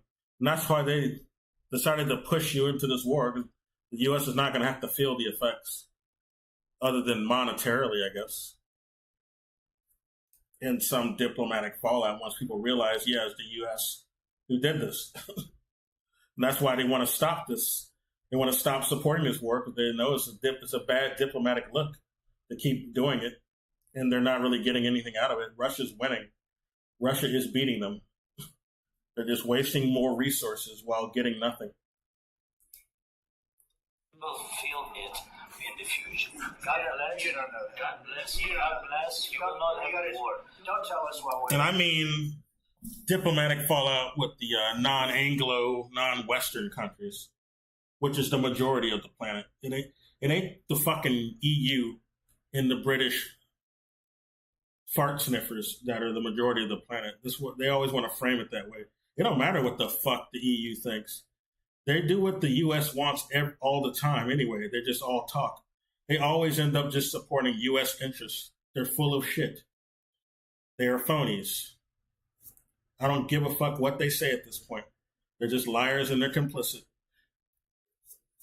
And same with the Anglosphere countries like Australia, which is outside of Europe, but still the same problem. In Canada, all right? Fuck them. In New Zealand. We're trying to solve a problem. Don't tell us what we're going to feel. I'm not telling you. You're in no position to dictate that. That's exactly what you're in no position to dictate what we're going to feel.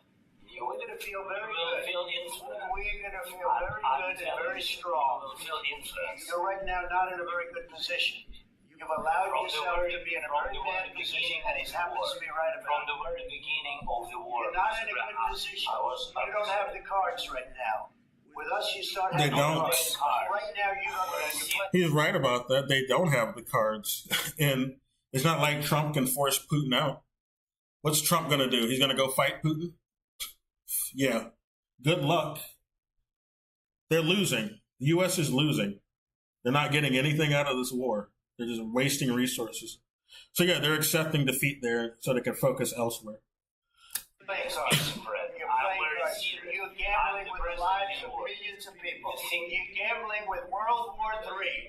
You're gambling with World War III. And what you're doing is very disrespectful to the country, this country. That's back to you.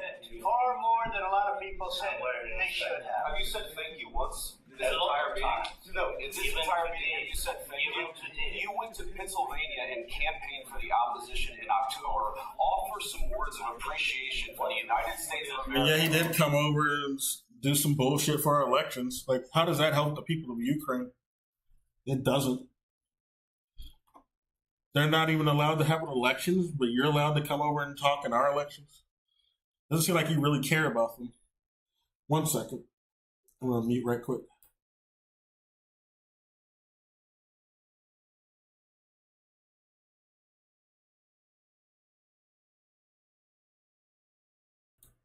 All right.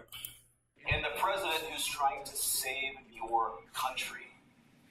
Please, you think that if you will speak very loudly about the war, you He's can not speaking loudly. He's not speaking loudly.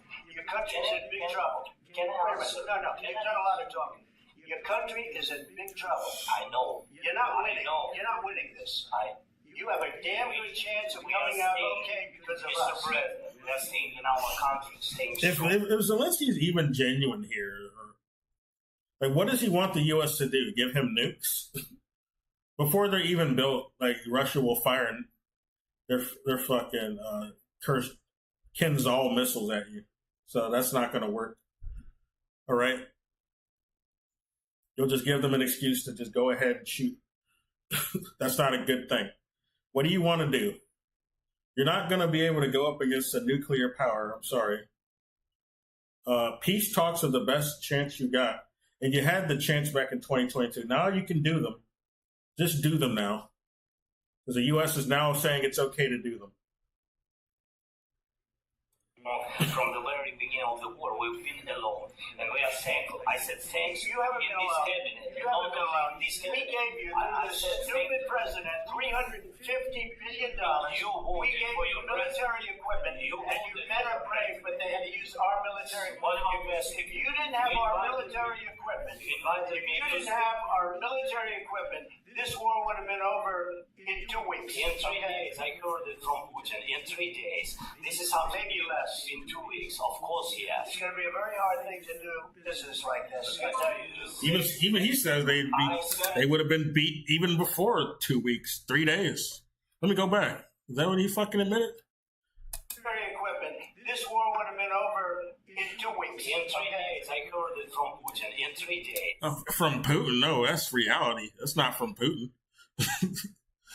What the fuck? He's acting, dude. He's totally acting. You know you would have had no chance without backing. That's why you keep asking American corporations for support in the state, the U.S. state for support. You asked for the fucking tanks and the fucking missiles, dude. You asked for all of that. I don't know. I gotta think he's on. He's probably high. I don't know. Wouldn't surprise me at this point. Or he's acting. This is something Maybe less. in 2 weeks. Of course, yes. It's going to be a very hard thing to do business like this. I tell you. Say thank you. I said a lot of times. Accept that there are disagreements, and let's go litigate those disagreements rather than trying to fight it out in the American media when you're wrong. We know that you're wrong. But you see, I think it's good for the American people to see what's going on. He asked for the javelins. He asked for the. What is he talking about? He asked for that shit. He even asked for the fucking the Israeli dome for the missile protection or missile strike apparatus that they got. So I don't know what he's talking about. I think it's very important. That's why I kept this going so long. You have to be thankful. You don't have the guards. You're buried there. Your people are dying. You're running low on soldiers. Listen, you're running low on soldiers. It would be a damn good thing. And then you tell us, I don't want a ceasefire. I don't want a ceasefire. I want to go and I want this. Look. What does he want? He wants more people to go die, I guess. There's like, if you don't really want a peace agreement, I don't know. I don't know what he wants to suggest at that point. Keep fighting and let more people die? Like, you're not winning. You're not even winning. Russia's gotten more territory. The U.S. had to bow out because they're failing. This was before Trump even came in. They had to abandon their efforts. So I don't know what he's talking about. What do you want to do? If he's serious, which I said, he could be active. You can get a ceasefire right now. I tell you, you take it so the bullets stop flying and your men stop getting killed. Of course, we want to stop the war. But I say you don't want a ceasefire. I said to you, I want a ceasefire because you get a ceasefire faster than an agreement. Ask our people about ceasefire, what they think. That wasn't with me. That wasn't with me. He's probably, or maybe he's really scared of the Azovs killing his wife, so he has to do this. He has to say these things. We saw how they were treating him in that video. I want a ceasefire because you get a ceasefire faster than an agreement. Ask our people about ceasefire, what they think. Well, ask your people, well, why don't you let them have a vote? You're not even allowing elections. You're not even asking your people. So, I don't know, you need to look in the damn mirror, dude. Yeah, let's ask them with the vote. With many votes, actually. On, like, if you should even be in office anymore. And the thing you just said. That wasn't with me. That wasn't with me. That was with a guy named Biden who was not a smart person. That was with Obama. Excuse me. That was with Obama, who gave you sheets and I gave you javelins. Yeah, that's the kindest thing you can say about Obama in that situation. That was the right call. That's as far as it should have went. Because this war should have never happened. Yeah, sheets is all you should have gotten. I gave you the javelins to take out all those tanks. Obama gave you sheets. Good. In fact, see, he admits that he helped with this fucking bullshit. So Trump's not a good guy either. Fuck him. But he's accepting defeat because he has no choice. He can't really stop Putin. Putin is not under his thumb. They don't control fucking Russia. They control Ukraine. Ukraine is like puppet state at this point. Has been since 24 or before that. Like, we heard Jeffrey Sachs go over the history. So, yeah. The reason I got rid of Yanukovych is because he wanted to not take any more IMF loans. He didn't want to be another IMF slave, and he wanted to start doing more deals with Russia. All right? That's why they got rid of him. Statement is, Obama gave sheets and Trump gave javelins. You got to be more thankful. Because let me tell you, you don't have the cards. With us, you have the cards. But without us, you don't have any cards. Well, he's right about that, yeah. They can only fight because the U.S. is pushing them and arming them. And, you know, it's the same deal with fucking Israel. That's why, like, people try to make the parallel with Israel and Russia. Like, no. Israel is more of a parallel with Ukraine. Because we fund both of them, all right? And there's Nazis running both countries, I would say. This is like Zelensky, he's Jewish. People like to point that out, but he's a beard. He is a beard for the actual ethno-fascist running the country and who are actually running the military over there, all right? People have this misunderstanding of history. They like to have this revisionism about Hitler. Oh, Hitler was just popular. And that's how he got to be in power, that he got voted in. But he didn't win any votes to get into power. He got appointed by, an authority. He got appointed by Hindenburg. That's how he got power. That's how he got the position he did. You don't need to be popular to have authority over a country. This is a misunderstanding people have. And it hurts to actually fight against fascist efforts when that's how you think things actually work. Well, if you're not popular enough, then this will never happen. No. Fascists don't care if you like a person. They don't care how popular the person is with you. They care about what they want. And if they want a person in power, they're going to put them in power. Right? That's why we don't really choose our presidents. They're chosen for us by wealthy elite and corporations. We get a choice between two people that they chose for us, basically. We didn't choose them outright. They say this is the only option you have to vote for. It's a tough deal to make because the attitudes have to change. What if Russia breaks ceasefire? What if Russia breaks talks? What is the left? I understand that what are you saying? She's asking what if Russia breaks the ceasefire? Well, they didn't before, so that's how they know. The only reason the ceasefire broke, because the U.S. made it break. All right, because Merkel made it break. Because Macron made it break. Because Zelensky knew it was going to be broken. Because he thought he could have a chance to join NATO. But that was the idea, after he got convinced to get on board with this agenda. What if anything? What if a bomb drops on your head right now? Okay, what if they broke it? I don't know, they broke it with Biden because Biden, they didn't respect him. They didn't respect Obama.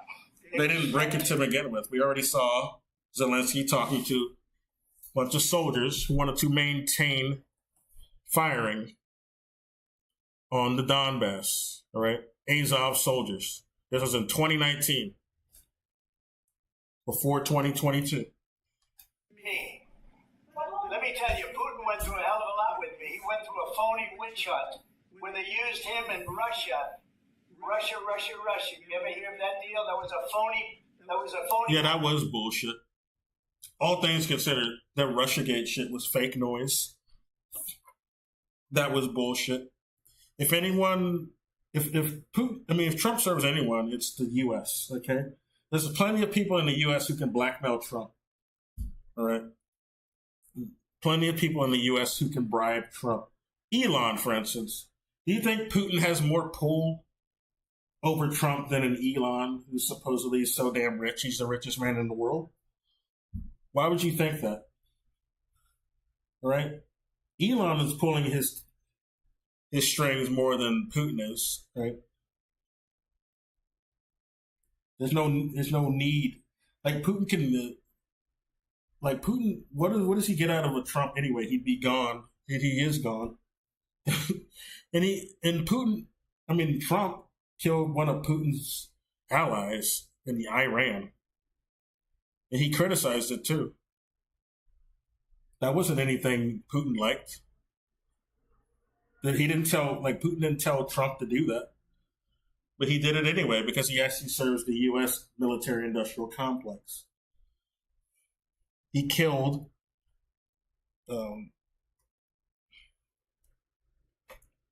one second.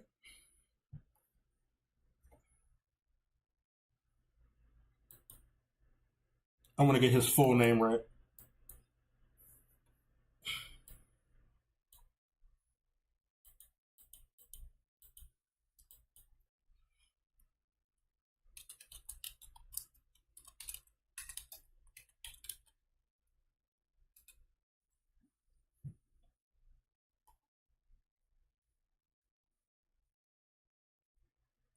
Yeah, Qasem. Okay. It's hard to pronounce his first name. But he killed Qasem Soleimani. Or Soleimani. That's how you pronounce Soleimani. So, Yeah, that wasn't like something Putin liked. Hunter Biden, Joe Biden scam, Hillary Clinton, Shifty Adam Schiff. There was a. Well, I think he's lying about the Hillary Clinton. It was Hillary Clinton's plan because Hillary Clinton and him are friends. And if he really was mad at Hillary Clinton, he would have tried to prosecute her. And he didn't try to do any of that. That's fake news. It was the CIA at best who just made up the story to make it look like the deep state was after Trump. But they weren't really after him. That's why nothing ever happened with that fake story. It didn't go anywhere. He never went to jail. And I said, when that whole thing was going on, it's a fake story, and he's not going to go to jail for it. It's just stuff to fool, like, peasants. It's stuff to fool. That's really what it is. It's stuff to fool civilians.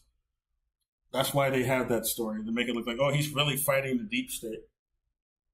And both sides fell for it in different ways and interpreted this fake story in different ways, but they believed it either way.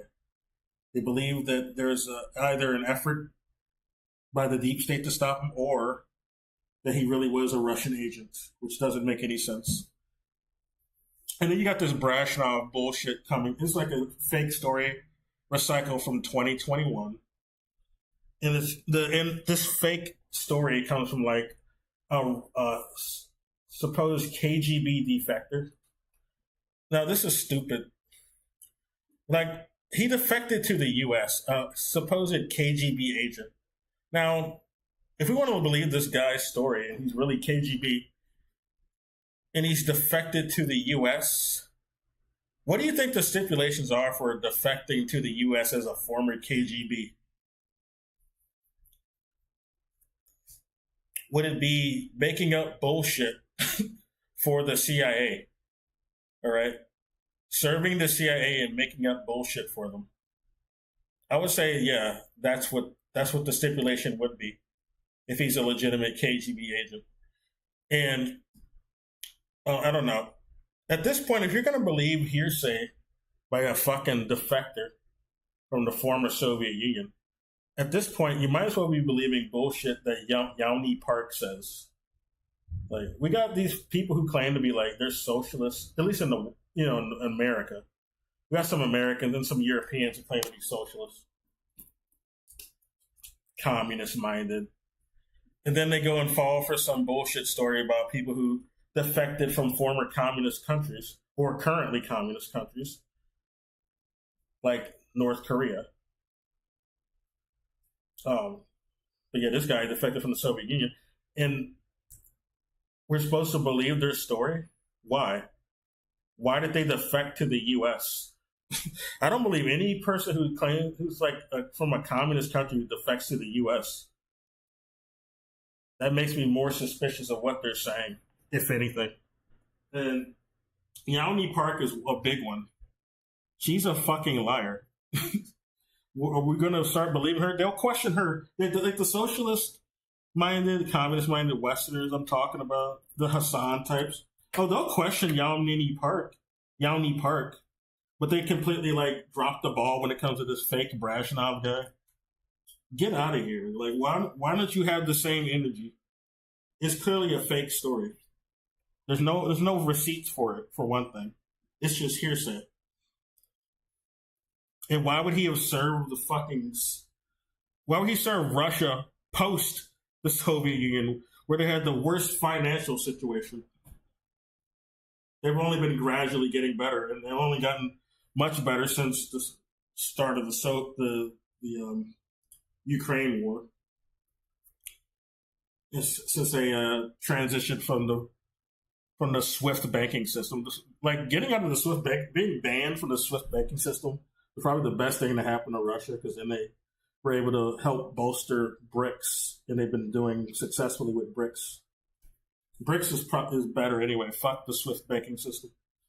I think the dollar needs to be like divested away from. Democrat scam. And he had to go through that. And he did go through it. They've been allowed to do too much evil under the dollar reserve. Yeah, other people should just be able to use their own sovereign currency, not be beholden to the U.S. dollar. Yeah. And he had to go through that. And he did go through it. We didn't end up in a war. And he went through it. He was accused of all that stuff. He had nothing to do with it. It came out of Hunter Biden's bathroom. It came out of Hunter Biden's bedroom. It was disgusting. And then they said, oh, the laptop from hell was made by Russia.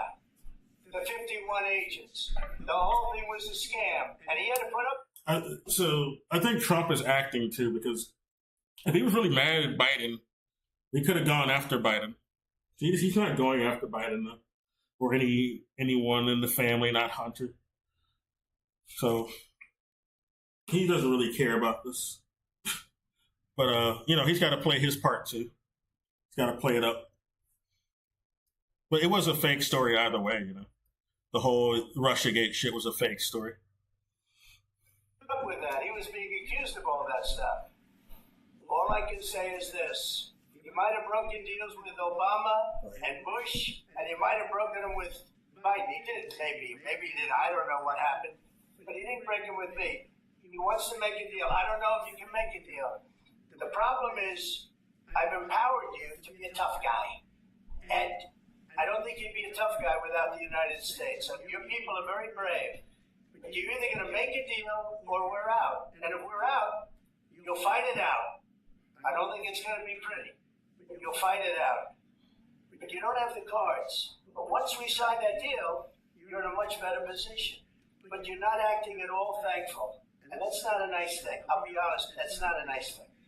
All right, I think we've seen it enough. What do you think?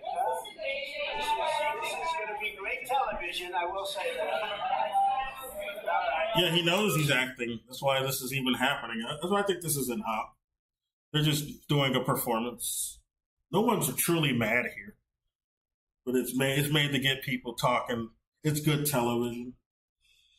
But I got people I follow who like genuinely fall for this crap, and they think, and then they take the wrong position to continue funding a proxy war and sacrificing more people in Ukraine.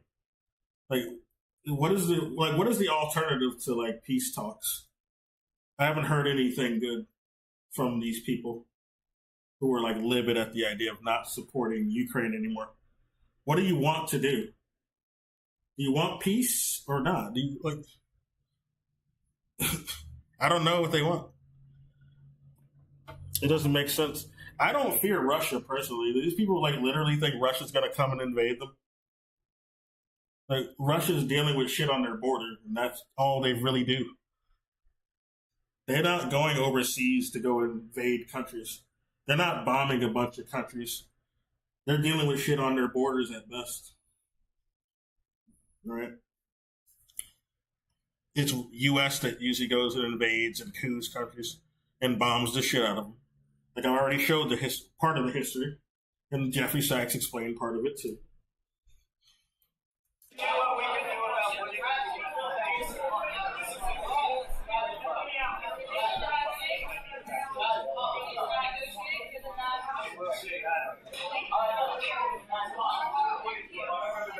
And then you had a bunch of dumb people before this even happened.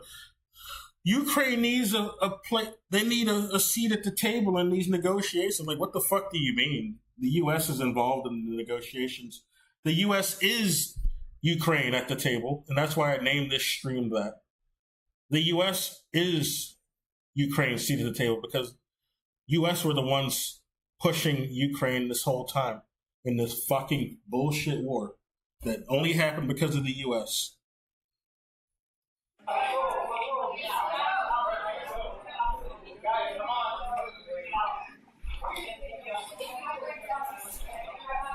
And Hassan Piker's sold out ass won't ever admit this anymore because he got canceled last time he tried to point this out by a bunch of feds who promoted a bunch of social media attacks against him. Is what I think. His handlers also. Because he's got some people in the DNC who are his handlers. And they don't want him talking about that shit and admitting the truth anymore about it. So he's got to pretend that it was just Russia. They're just a mad Hitler autocrat agent acting because Putin wanted another mansion palace.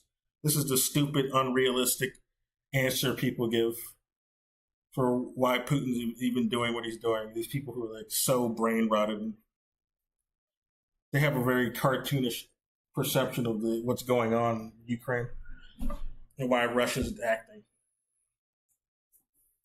No, not because Putin wants another fucking palace. This is cartoon logic. This is the same shit they were saying about fucking Saddam and Gaddafi, this dumb shit. And a bunch of Latin American leaders. It's just the same bullshit. Same Western chauvinist bullshit, made up cartoon shit. No, you got a provocation on your border that you're going to fucking act. That's what's happening. That's why Russia's doing anything.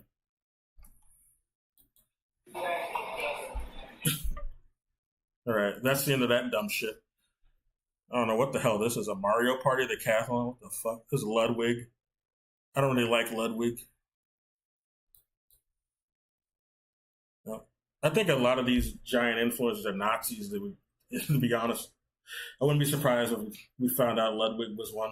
We already found out that Amaranth is one. And that's another one. It's not just Asmongold anymore. I'm not surprised about Amaranth anyway, because she said some dumb, Nazi type shit before. Because she complained about getting kicked out of a gym for filming. And she said, it's because I'm white. I'm like, what the fuck are you talking about? Damn near everyone in that gym is white. So, whatever. I don't like a lot of influencers. Our country's ran by Nazis, and I'm not surprised that these are the guys who get to the top. These are Nazi influencers, basically. But I'm gonna probably end it. I don't know. I mean, what more can I say? I'll say more once more dumb shit comes up. I haven't done a more politics or real world event type of stream in a while. It's been rare, so I guess I was due for one. But I guess I'll end it now. I do need to get out. Oh, it's 9 o'clock already? Damn. Well, see if I can get to this. I need to get to a store.